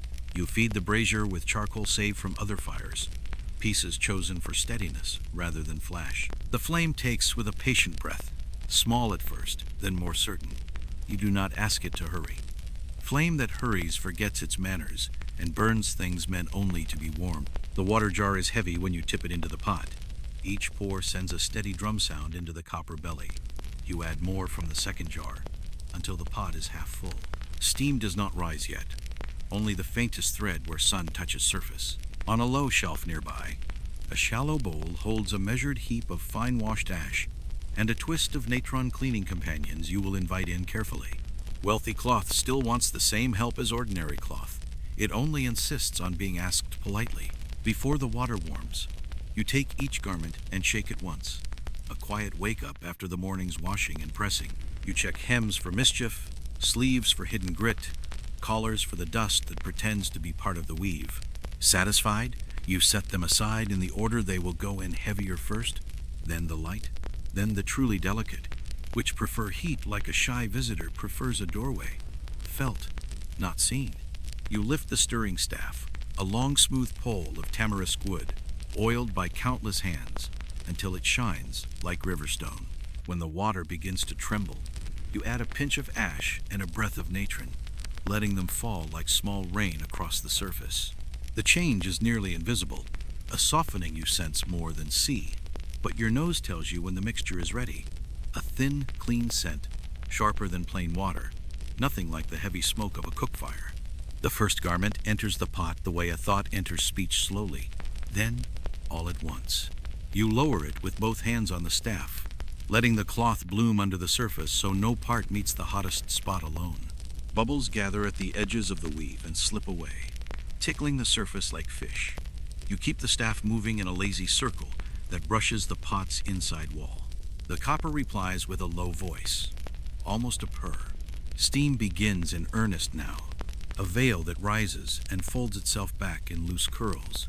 You lean away from it, not rudely, just enough to keep your eyes from weeping. The damp gathers on your forearms anyway, and your skin learns again the strangeness of heat and wet together. You lift, turn, dip, always steady, never leaving the cloth long in one place. The heat coaxes what the morning did not. Faint shadows of oil that refused to confess earlier. Small perfumes from other people's days that have clung harder than they were welcome. You add the second garment when the first has breathed in its share of heat. The pot accepts it with a little crowding, and you adjust your stirring to give both space. The surface shivers, a polite protest, then calms. You watch for the small signs that only practice teaches: the change in the way the cloth drapes under water, the slackening at a seam that means the fibers have loosened and will not fight you later. If you were to explain it, you could not. If you were to do it with your eyes closed, you could. From time to time, you skim the top with a reed ladle, lifting the pale foam that gathers like gossip and discarding it into a waiting bowl. Better out than back onto cloth. The steam carries a faint mineral taste to your tongue. You drink a swallow of plain water to remind yourself what unworked air feels like. The breeze makes a small kindness of itself and funnels the steam away from your face for a few breaths. You accept the favor without comment. Someone passes behind the pit, their footsteps soft in the sand, and sets down a bundle of tamarisk twigs. You nod without looking. They nod back without speaking. This is how help often looks, placed within reach and then forgotten because it did not ask to be named. You feed a twig to the brazier and listen to the flames answer. A brief, eager crackle, then the steady sigh of work resumed. You check the first garment with the hooked end of the staff, lifting a corner just clear of the surface. The weave gleams, not with shine, but with that particular clean dullness that means it will dry obediently. You tip it against the side to drain, then lay it carefully over a waiting rod above the pot, letting heat and air divide the last water between them. The second garment turns lazily in the pot. You ease it along with the staff, then add the third finer, so you shorten its time in the simmer. Heat is a tutor, useful in measure, cruel in excess. Between additions, you tend to the little tasks that make the larger one smooth. You wet the pressing cloth you will use later.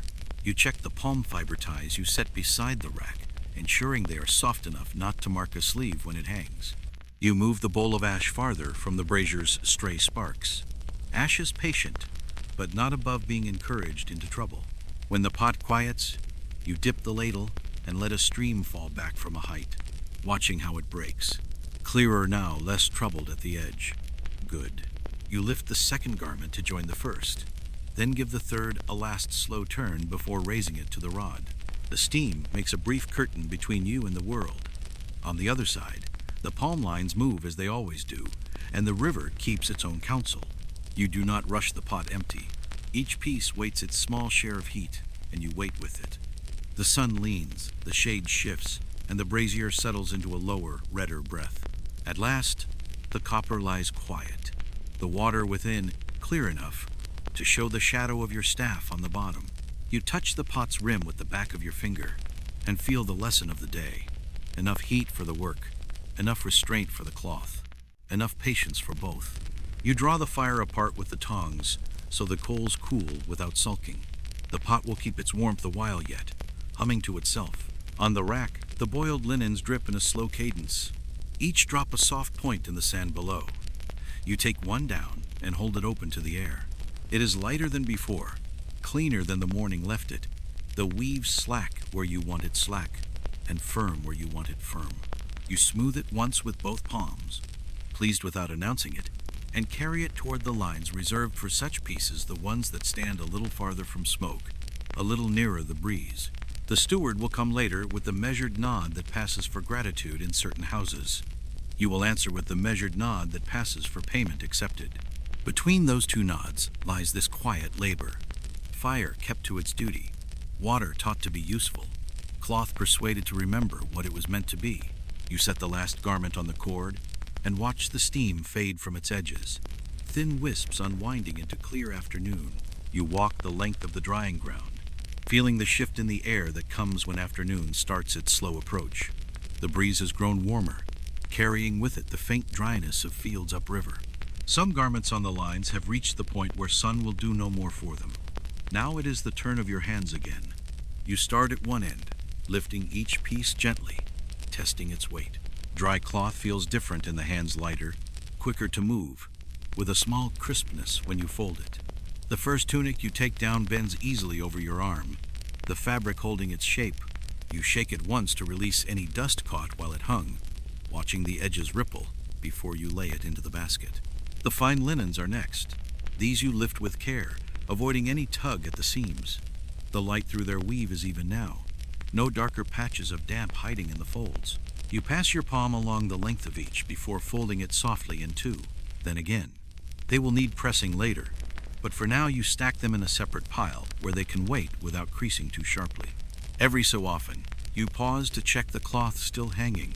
The heavier work garments, thicker and slower to give up their moisture, remain on the line for now. You turn them so the shaded side faces the sun, smoothing a sleeve or a hem to make sure air can pass through. The cords creak softly when you shift the weight of what hangs on them. You notice a single palm fiber tie has loosened on a sash. The knot has held, but the wind has played with it enough to twist the fabric. You untie it, shake the sash free, and retie it with a firmer loop. It settles back into the breeze without protest. The basket on your hip grows heavier as you move along the rows. The smell of the cloth changes slightly as you gather it, less of the sharp natron, more of the clean warmth that comes from hours in sunlight. Now and then you press your face briefly to a folded piece, not for inspection, but for the quiet reassurance of that scent. In the farthest line shade, a few temple cloths wait. You take them down with both hands, letting the folds fall exactly as they were hung, so the shape remains unbroken. Each is laid flat in the basket between layers of softer cloth, so they will arrive at the storehouse as they left the line, calm and uncreased. By the time you reach the end of the last row, the lines look sparser, the breeze moving through them without resistance. The palm shadows have shifted, lying longer now across the sand. You adjust the weight of the basket, feeling the pull on your arms, and turn toward the folding mats. The path back is quieter than the morning's walk. The work now is less about force and more about finishing. The basket is warm against your side, the cloth inside holding the sun it has just left. You glance once toward the river, its surface glinting where the light catches it, and then you step back into the shade, ready to give the day's work its final shape. You kneel at the folding mat again, the basket of sun-warmed garments within arm's reach. The light now comes in at an angle, striking the edge of the mat and casting long shadows across the cloth you lay down. This is the quietest part of the day's work. No splashing water, no beating stones, only hands, fabric, and the measured movements that turn a loose heap into a neat stack. The first tunic is dry enough to hold its shape as you shake it open.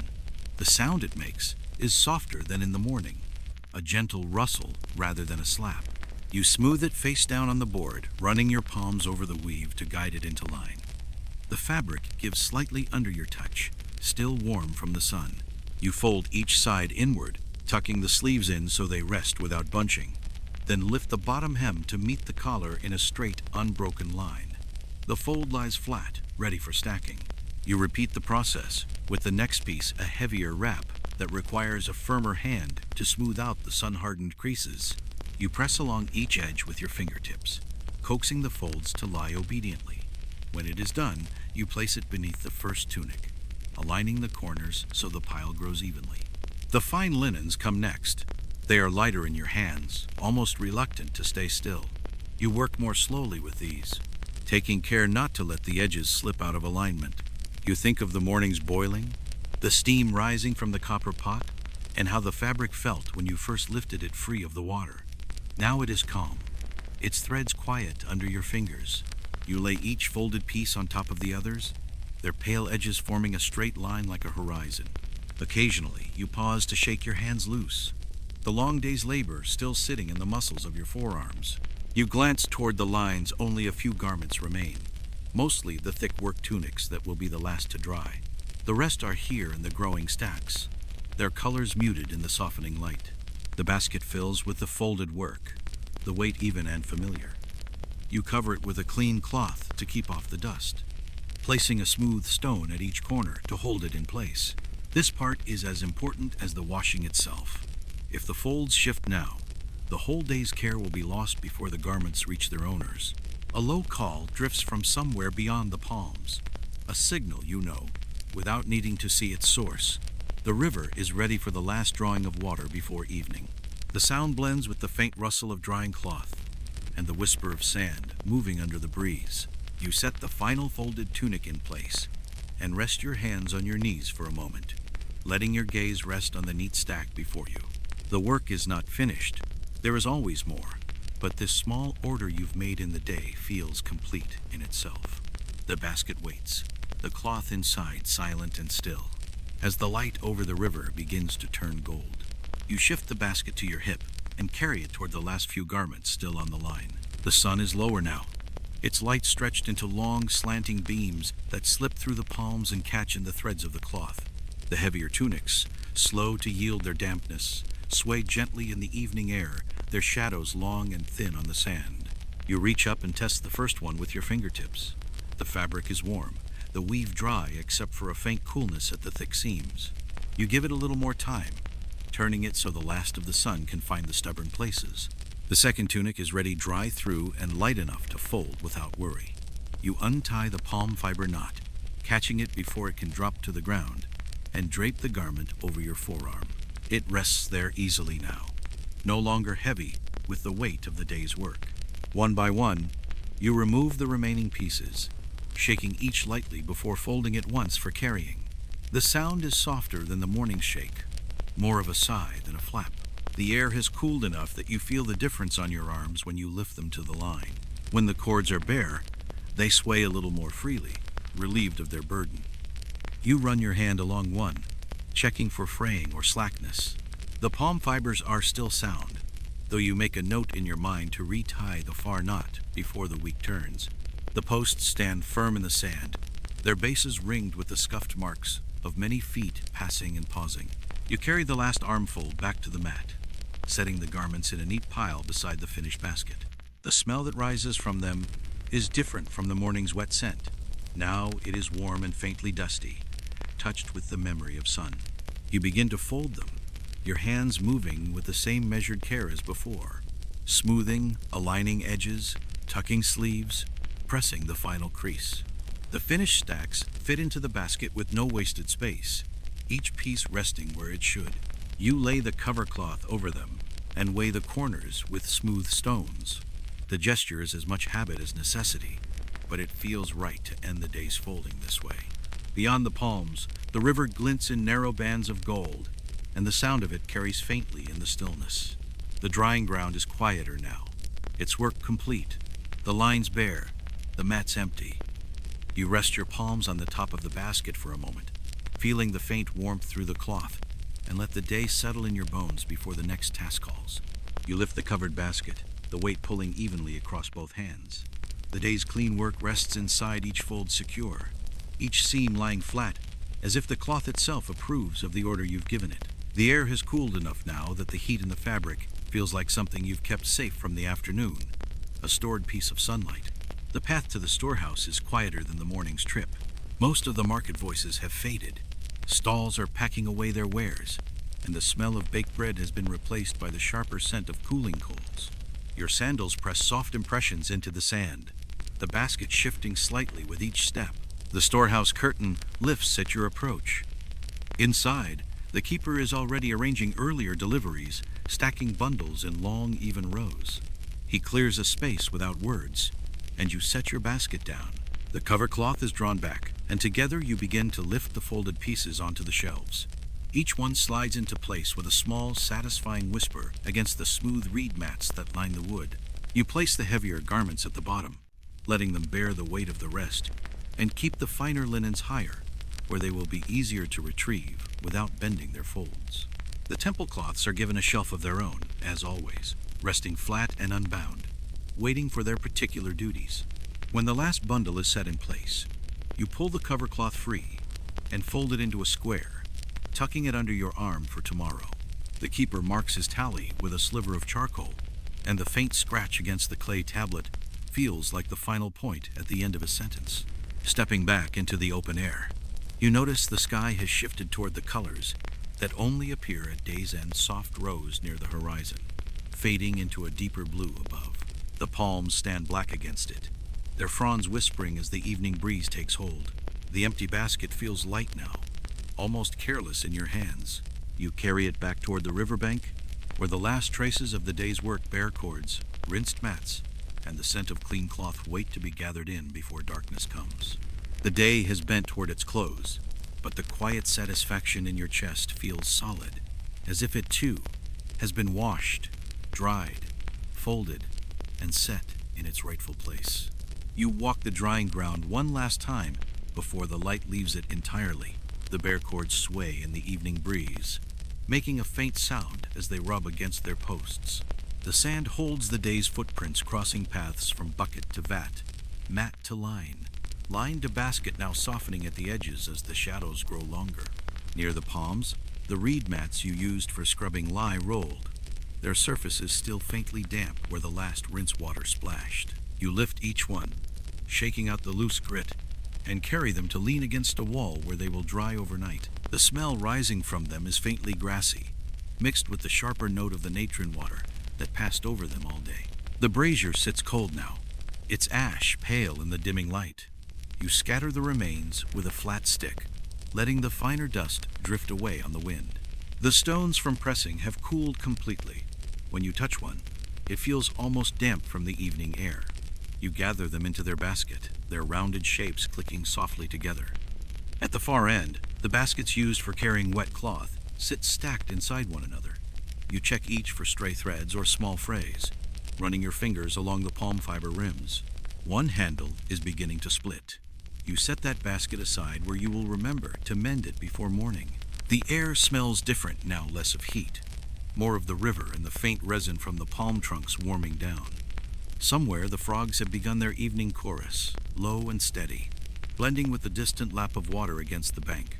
When you step back, the workspace looks bare, almost strange without the bright swathes of cloth on the lines. But in your mind you can still see them, the way they swayed, the way the sun touched their edges, the quiet they made when they were finally folded and set aside. You lift the last empty basket and turn toward the path home. The ground under the palms is cool now, and the light through their fronds has turned the color of old bronze. Behind you, the drying ground waits for another day, the cords hanging loose, the posts standing still, the wind making its small music through them. You set the mending basket beside the low dye trench, where the ground is stained in soft halos of old color, ghost reds, tired yellows, the faintest blue smudged like a memory. Dyeing repairs to match originals is the kind of task that asks for humility. Cloth dyed once will never be exactly itself again, but it can be persuaded to stand in the same crowd without drawing attention. Your job is to make sure no one stares. The clay pots sit in a row along a shallow fire lane, one with a blush of madder for red, one with weld for yellow, one with a tired mix that began the week as a bright orange and now lives somewhere between sunset and what happened. You lift each lid, letting the steam rise, and test the heat with the back of your wrist. Warm enough to coax color, not hot enough to bully it. The dyes smell like their ingredients. Remember the fields: earthy root, sharp green, a little vinegar at the edges where the fixatives have had their say. You lay out the garments that ask for this attention, each with its small betrayal of color thread gone pale, where you patched a hem, a cuff mended with flax that sits too bright against the old red, a sash whose end unraveled and accepted a repair without consulting the rest of itself. You match them to the pots, as if seating guests at a table. You there, and you near the door, and you in the corner, where no one will ask questions. First comes the red. The tunic's cuff shows a square of fresh stitching, clean and too honest. You dip a rag into the madder bath and squeeze it once so it does not drip, then blot the new stitches gently, pressing and lifting, letting the color kiss the thread rather than drown it.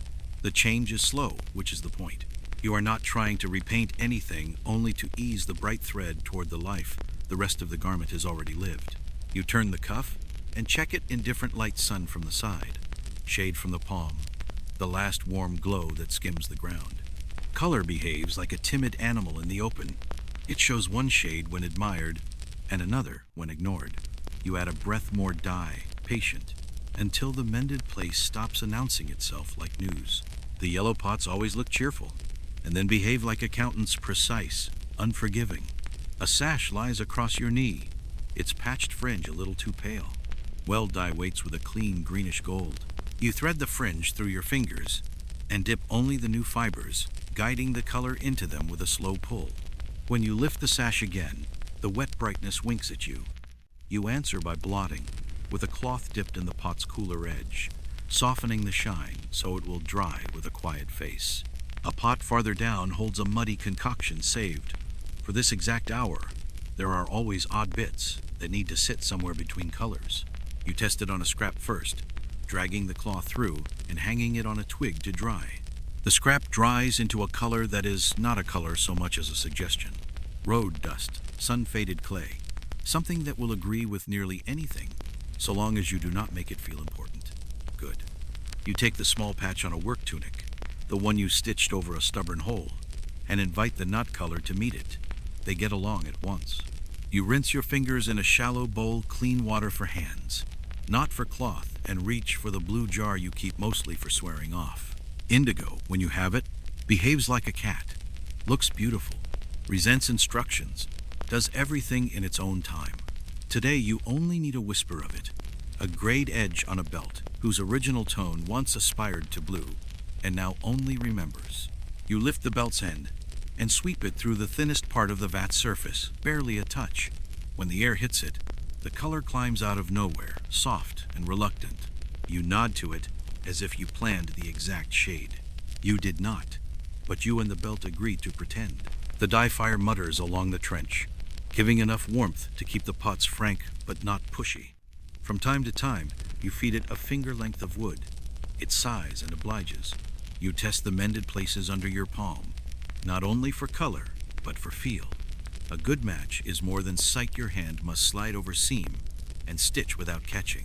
If the thread swells with dye, you smooth it with your thumb while it is still wet, reminding it of its job. Hold quietly, release softly. A breeze moves over the trench, and you carry the first finished pieces to a cord strung low in the shade, the line reserved for fresh dye, away from sun, away from dust. The drops fall from the edges in a slow pattern, dark, then lighter, then gone. You blot once with a clean cloth where the liquid gathers, not enough to pull color, just enough to keep it from marching where it does not belong. Now you check the reds again. The cuff that was too new now looks like it has heard a few stories. You hold it beside the seam that has been there since the garment was young. They do not argue anymore. The yellow fringe has dried to the soft tone of old straw. You comb it with your fingers, and it falls into order without showing off. The belt's edge keeps its modest blue, like a sky seen through dust. Occasionally, you go too far with a touch of dye, and the cloth lets you know by turning suddenly dramatic. You keep a bowl of weak ash water nearby for such moments, and you press a damp cloth to the spot, lifting the excess before it takes root. The cloth forgives you this time. You murmur something to it, not words, just breath with shape. You find that breath helps. Perhaps it is only for you. Perhaps that is enough. A young worker steps close with a wrap in her hands, hesitant. The patch she stitched is sound but shouts its presence. You tilt your head toward the orange-brown pot and offer the clean rag. She blots, looks, blots again. The patch begins to belong. She exhales in a way that suggests she had not realized she was holding her breath. You do not smile where she can see it. You simply turn the wrap in the shade and nod once when the light agrees. Dyeing repairs is the last persuasion in a long day of persuasion. Rivers persuaded to rinse, mats persuaded to scrub, stones persuaded to press. Color asks to be the final voice, and you give it only as much as the cloth can carry without singing.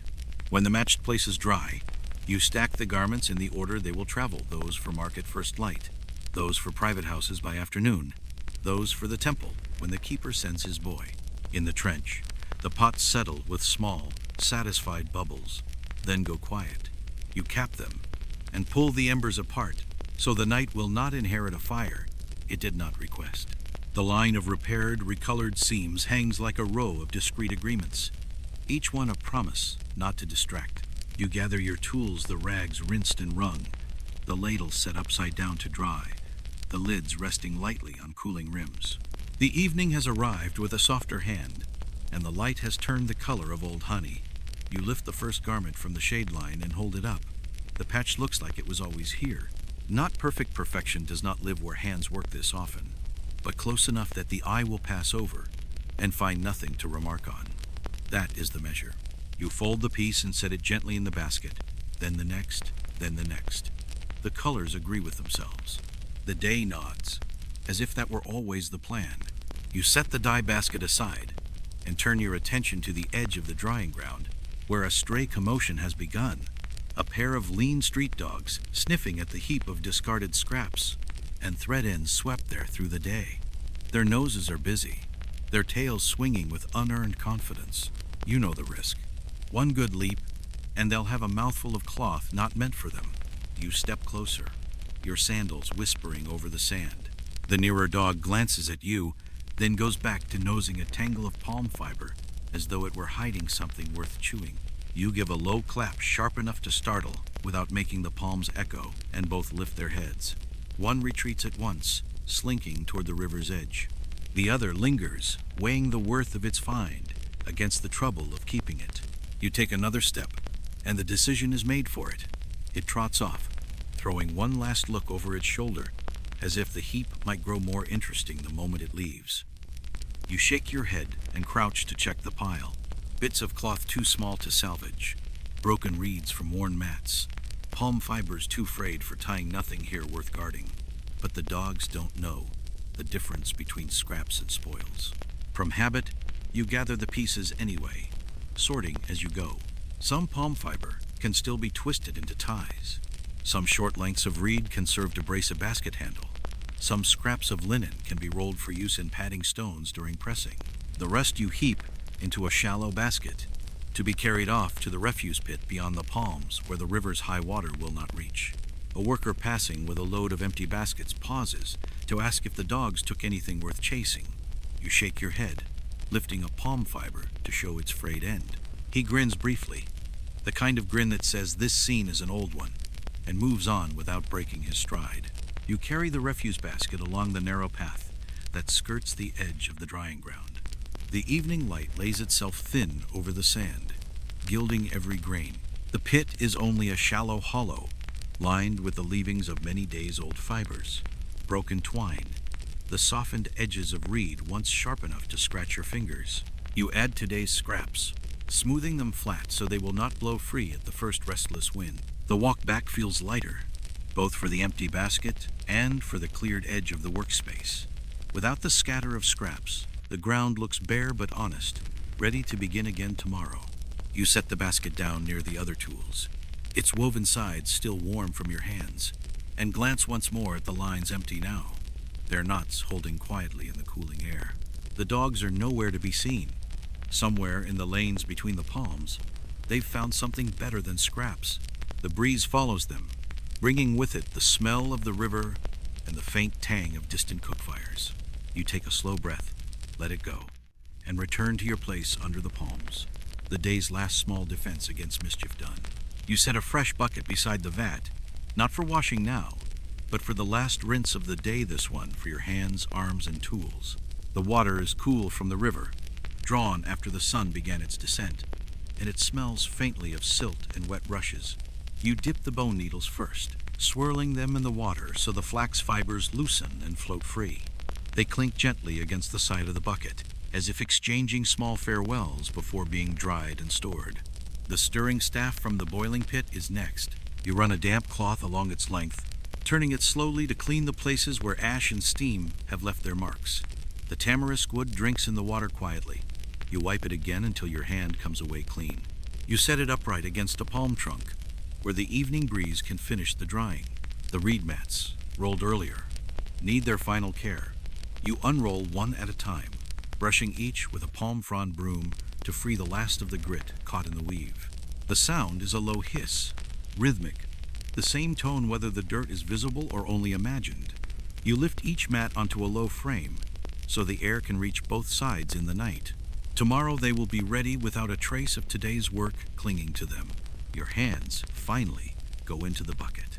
You rub your palms together under the surface, feeling the grainy traces of natron soften and drift away. The water clouds a little, carrying the day's labor with it. You lift your arms to the elbow, letting the coolness run down before shaking it gently onto the sand. The skin feels lighter, though the faint dryness remains a mark of the work as much as any callus. One by one, you check the smaller tools. The palm fiber ties coiled neatly in a shallow dish, the smooth stones used for pressing, the scraps of cloth kept for padding and testing.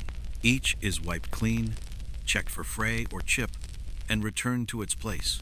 The stones, in particular, go into their basket in the same order each evening, so the familiar weight will greet you the same way tomorrow. The sun has lowered itself behind the far bank, leaving only a thin band of light along the horizon. The palms stand dark against it, their fronds moving in a way that feels slower than midday but just as certain. You tip the bucket to water the base of one trunk, the excess running out in a narrow ribbon before sinking into the sand. The tools are ready now, the ground swept, the lines bare. The air holds a pause that comes only once each day after the work has ended, before the night takes full hold. You gather your baskets and mats, stacking them in the order you will need them at dawn, and rest your hands on the pile for a moment. The coolness from the bucket still lingers in your skin. You turn toward the path, leaving the drying ground in quiet order. The day's labor lies behind you now, folded not just into cloth, but into the space itself woven into the cleared ground, the rolled mats, the tidy baskets waiting in the shade. It will sleep here until you return. The path home follows the same curve it always has, winding between the palms and hugging the river's edge, just enough to let you catch its sound. The air here feels different from the drying ground, softer, as if the water smooths it before it reaches your skin. The light has thinned to a pale gold, stretching itself over the ripples so each small wave holds a glint before folding away. You carry the tools and baskets in their neat stack, each weight familiar, their rough edges resting against your hip. The handles warm quickly under your grip. The sand on this stretch is finer, clinging to the edges of your sandals, making a faint hiss with each step. A fisherman passes in the other direction, his own basket's empty now, his eyes drawn toward the same low sun that tugs at yours. He gives a short nod, the kind that belongs to those whose work depends on the river's moods. You return it, no more words needed. Near a small bend, you pause. A shallow inlet catches what's left of the sunlight, holding it like a copper bowl. Along its edges, children crouch, dropping small reeds into the water and watching them drift. Their laughter comes low, softened by distance and the gathering evening. One calls out at the sight of a reed catching in a current and twisting away faster than the rest. You move on, your steps measured, letting the river's rhythm keep your pace. The smell of cooking fires grows stronger with each turn, sharper herbs mixing with the steadier scent of baking bread. From one doorway, a clatter of clay jars hints at a meal being set out. The palm shadows stretch longer now, almost touching from one side of the path to the other. You shift the baskets to your other hand and feel the faint relief in your arm. The tools inside knock softly together, each sound one you could name without looking stone against stone, reed against reed, handle against rim. As you near home, The first stars begin to appear above the dark line of the opposite bank. They blink faintly at first, waiting for the last of the sun to let go. You reach your doorway and set the baskets down inside, the woven sides catching the last slant of gold before it fades. The river sound follows you in, steady and unhurried, just as it was when the day began. It will still be there tomorrow, ready for the same walk, the same path, the same slow return. Inside, the small room holds the day's shadows, the coolness lingering a little longer than outside. You place the baskets against the wall, stacking them so their rims align, the way you've done without thinking for years. The tools rest inside, ready for tomorrow's reach. The faint smell of river water clings to them, softened by the scent of palm fiber. You ease yourself down onto the reed mat. The surface presses its familiar pattern into the backs of your legs, each ridge a quiet mark of home. For a moment, you sit without moving, listening to the room's stillness. Through the doorway, the evening sounds gather, low voices passing in the lane, a jar being set down on a clay floor, the brief crackle of a fire being coaxed to life. A small clay lamp waits on the shelf. You strike the flint and coax the wick into a steady flame, the light reaching only as far as the walls need. The flicker catches the edges of the baskets, the mat, the low jar by the corner. It makes the woven fibers glow as if they've stored some of the day's sun. Your hands rest in your lap, the skin faintly rough, the nails rimmed with the pale dust of work that rinsing cannot fully take. You rub one palm with the other, feeling each callus in turn. They are not uncomfortable, just part of the weight the day leaves with you. From a low shelf, you take the small bowl of dried dates. You eat one slowly, the sweetness working against the faint salt that still lingers in your mouth. The fibers catch at your teeth, but the taste softens the day's labor in a way no other food does. You lean back against the wall, letting the reed mat take the shift of your weight. The lamp's flame makes a small pool of light, and the rest of the room fades into the darker edges of evening. Outside, the first crickets begin their steady pulse, matched by the quiet rush of the river beyond the palms. The day has folded itself behind you, the tools, the ground, the river. They will all wait, exactly as they should, until your feet take the same path again. You close your eyes for a moment, letting the sound of water shape the space between breaths. The night air drifts in through the doorway, carrying the faint chill that only comes after the sun has truly gone. You rise from the mat and cross to the threshold, leaning against the frame as your eyes adjust to the deeper blue beyond. The lane outside is quiet now, the last footsteps fading toward their homes. A neighbor's lamp flickers from across the way, its light spilling in a thin line through the half-open shutter. Somewhere farther down, a clay lid is lifted from a pot and set aside with a dull ring. The smell of lentils, warm and earthy, moves on the breeze, mingling with the steady undercurrent of river scent. You step outside, letting the cool sand press lightly under your feet. The baskets you carried earlier sit just inside the doorway, their woven shapes shadowed now, as if sleeping. You leave them there, knowing they will be ready in the morning without another thought. Looking upward, you find more stars than you could see when you arrived home, tiny, steady points stitched across the sky. The river reflects a few, the surface just restless enough to make them tremble and vanish in the ripples. You listen for its voice, low and constant, a sound that feels as much a part of the night as the dark itself. Somewhere along the bank, a jar is set into the water to cool for morning. You hear the splash, the faint settling of sand beneath it, and then nothing more. Even the crickets have softened their rhythm, leaving space for the hush between their calls. You remain there a while, your hands resting loosely at your sides, breathing in the slow air. There is no task left, no bundle to lift, no thread to untangle. Only the stillness, the night, and the promise that tomorrow will begin as this day did, quiet, familiar, and waiting for you. You sit again on the reed mat and let the room's quiet collect around you. Counting the day's remaining work is not a ledger you scratch on clay. It is the kind you carry in your hands and shoulders. You begin the tally the way you always do, by walking back through the hours without getting up. The path is familiar. River, buckets, vat, mats, lines, stones, brazier, folding, storehouse, dye trench, and back again. The mind travels faster than the feet, but it lingers where the body left small questions. You count the cords first.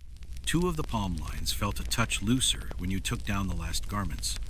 You picture the knots. The far post by the low tamarisk had a twist that would not mind being redone. The nearer post's cord has begun to roughen where it rides the bark. That is tomorrow's first quiet task: retie, rewrap. Rub a little palm oil into the worst of the chafe, so the fibers will forgive the post for being a tree.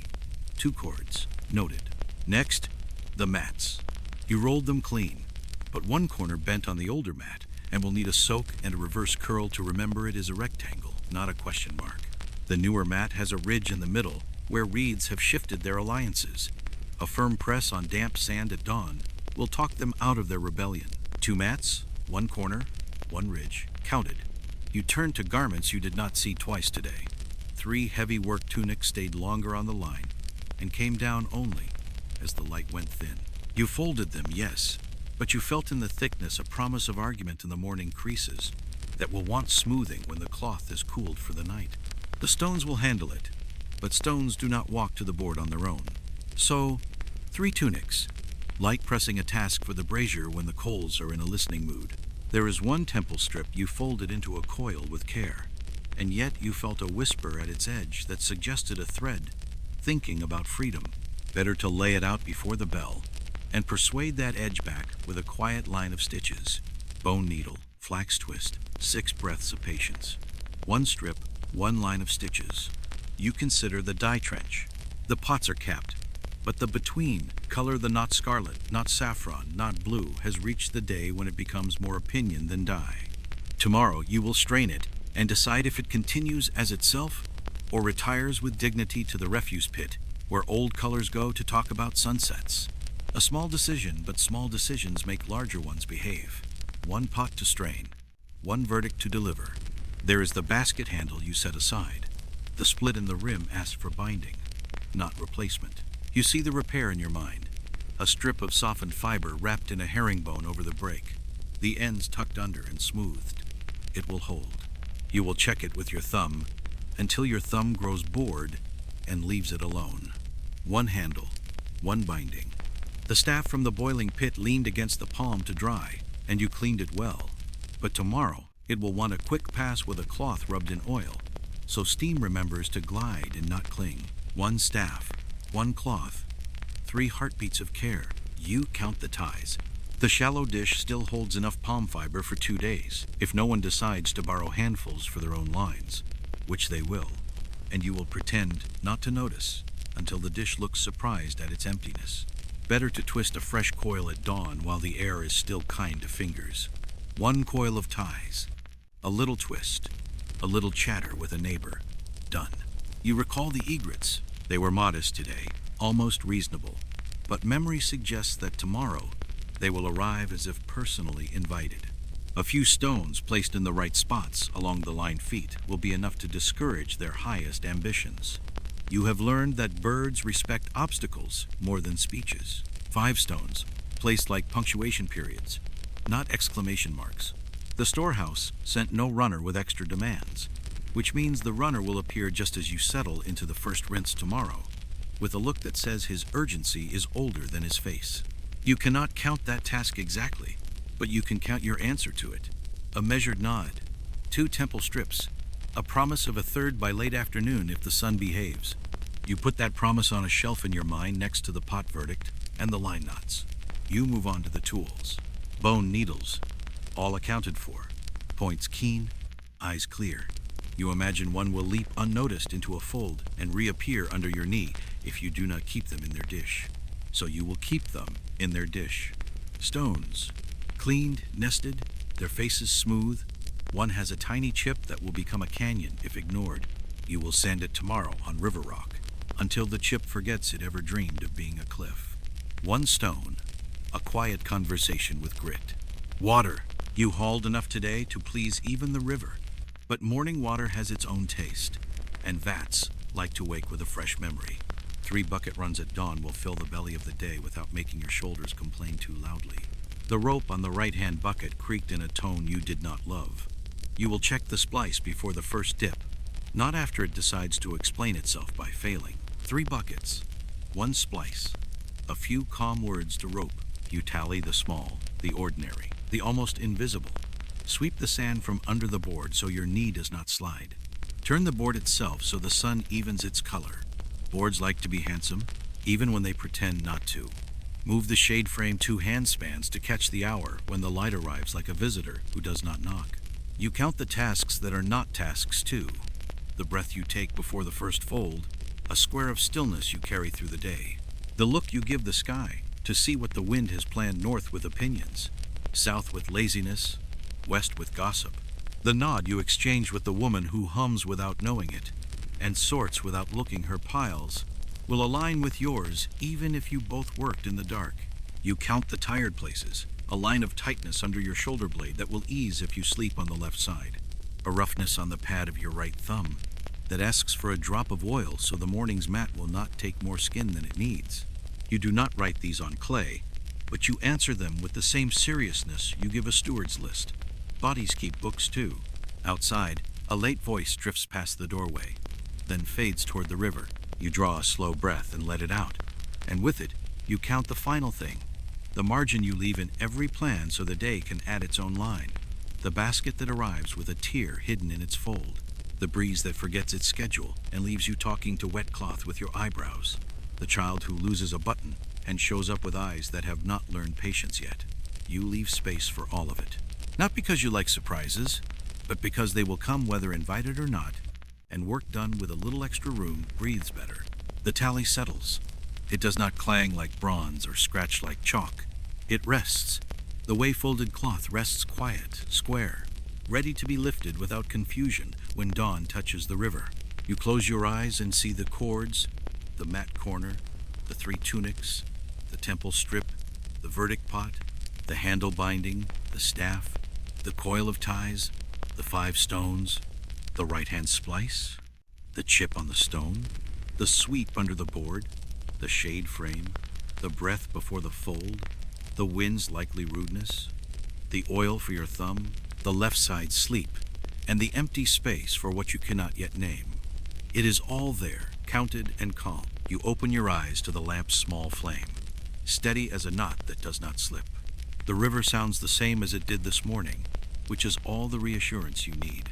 Tomorrow will fit inside the numbers you've made, and where it does not, your hands will do what they always do: measure again, adjust, and carry on. You step out into the night air with a small armful of chosen pieces, the ones that never mind a little damp from the sky. Not everything likes the dew. Some cloth grows sulky and stiff if asked to drink again after a full day in the sun. But a few garments, especially the heavy work tunics and the older wraps, soften under the night's touch, as if reminded of a younger weave.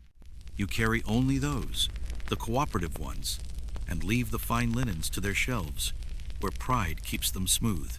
The ground beyond the doorway is cooler now, the sand giving a faint whisper as you cross toward the open patch where the stars have a clear view.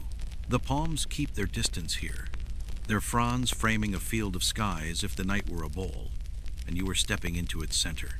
The river's voice is lower than before, thickened by darkness, its lap against the bank a slow argument it will win by morning.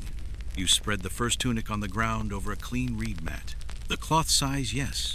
You decide its size relieved to lie flat without the scold of a line or the pinch of a knot.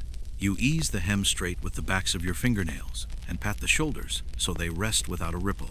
The air already carries a hint of wetness, not yet dew, more like the thought of it. You have time. Another tunic follows, then a broad wrap. You do not stack them. Each gets its own small rectangle of mat, spaced so the night can move easily between them. Dew behaves like a polite guest when given room. Cram it, and it becomes a crowd. You remember this from a summer when you tried to hurry softness and woke to a quarrel of creases that took half a day to forgive you. You crouch and smooth your palm along a sleeve, feeling the last of the daytime warmth still living in the threads. The heat leaves slowly, like a story told twice, and the cool comes from above, a quiet, settling you cannot see. You tip your head back and test the air with your face the way a sailor might. No, not a sailor. You correct yourself. You are a laundress with opinions, not a boat with feelings. The night agrees by doing nothing dramatic. Good. Along the edge of your little field, You push small stones into the corners of each mat so they do not fold under a curious wind. The stones are smooth, still holding a breath of sun. They give it up to your fingers and then to the dark without complaint. You straighten, listening to the hush that follows such arranging. The sort of hush that makes you forget there are other kinds of sound. A moth wanders in from somewhere, wings catching lamplight from a neighbor's doorway, then vanishes toward the river as if it remembered an appointment. You look back down at the cloth. Nothing has changed, and yet everything is changing. Air touching thread, thread giving in, weave loosening its day's strictness. If you were to explain dew to someone who has never met it, you would say it is the sky's slow kindness to things that have worked too hard. You walk the small rows you've made, checking hems, aligning corners, adjusting a fold here and there so no crease wakes up thinking it was meant to be permanent. You have learned the difference between a fold you intend and a fold that intends itself. You speak to the cloth in the language of finger pressure and breath press. Lift. Wait. The garments listen. It helps that they are tired, too. You sit on your heels for a moment and let your hands rest on your thighs, palms warm against skin that still remembers the bucket's cool.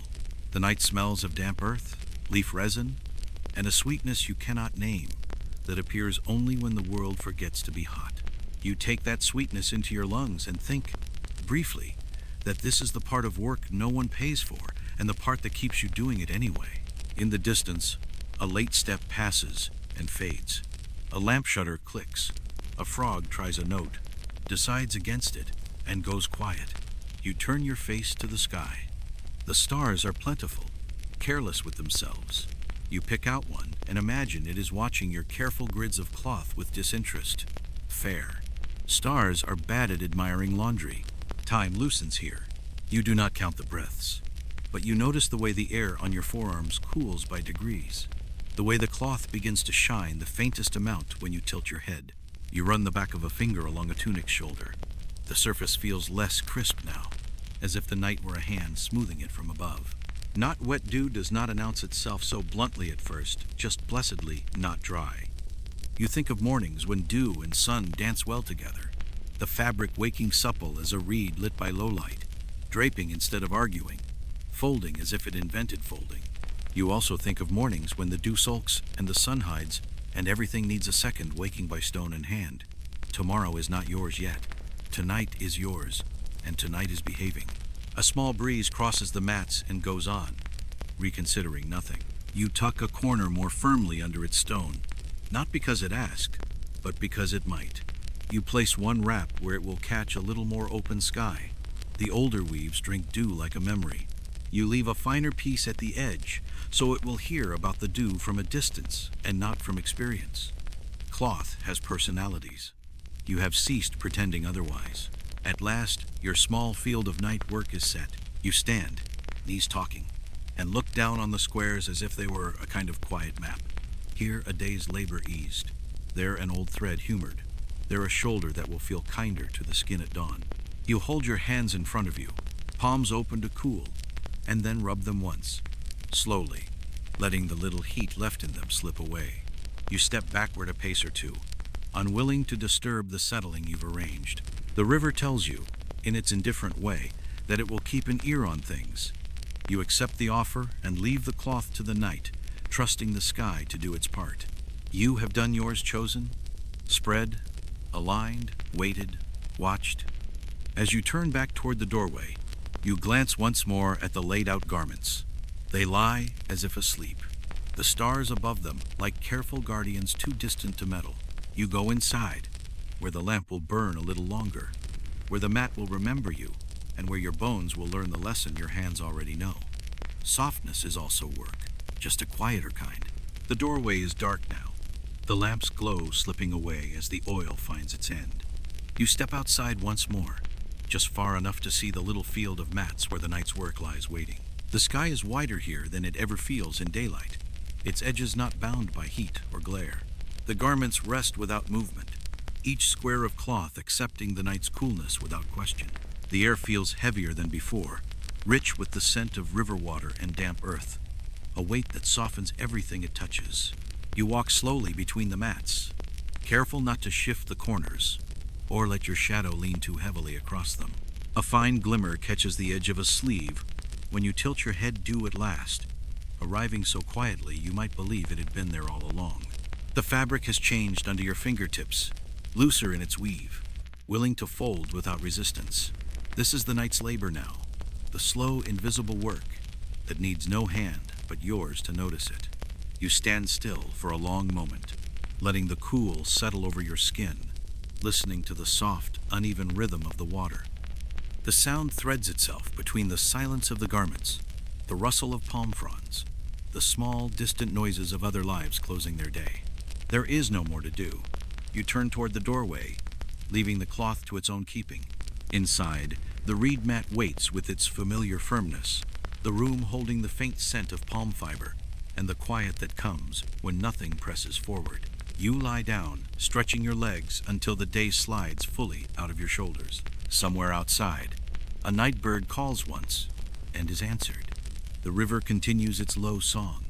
The garments drink from the air, and the night keeps its promises. You lie on the reed mat, the faint scratch of its fibers pressing against your back. The room is dark except for the small shape of the doorway, where the night air drifts in, carrying the scent of damp earth and slow water. Outside, the garments rest on their mats, each one quietly gathering the dew it needs, the threads loosening without hurry. The river's voice threads softly through the open space, a low murmur that neither begins nor ends, only continues. Palm fronds shift now and then, their movement so slight it could be the work of memory rather than wind. You feel the weight of your limbs sinking into the mat. Each breath finds the same pace as the water, steady and unforced. The smell of the day's soap sun river has faded from your skin, replaced by the clean plainness of night air. The baskets, the tools, the worn sleeves, all are where they should be, waiting for tomorrow, without asking anything from you now. Your eyes close against the dim, and you let the darkness settle. The patterns of the day fall away one by one, like folds smoothing from cloth. In their place, there is only the sound of your breathing and the small, constant life of the night. The stars wait outside, the dew continues its quiet work, and the room holds you as the coolness seeps in. The mat remembers your shape. The air rests lightly on your face. The night asks nothing more than that you lie here and let it pass. We hope this slow day at an old trade has been a peaceful escape. If you found it comforting, you may like, share, or leave a thoughtful note. And you can subscribe, so you'll be with us for the next quiet craft from the past. End of script. Sweet dreams.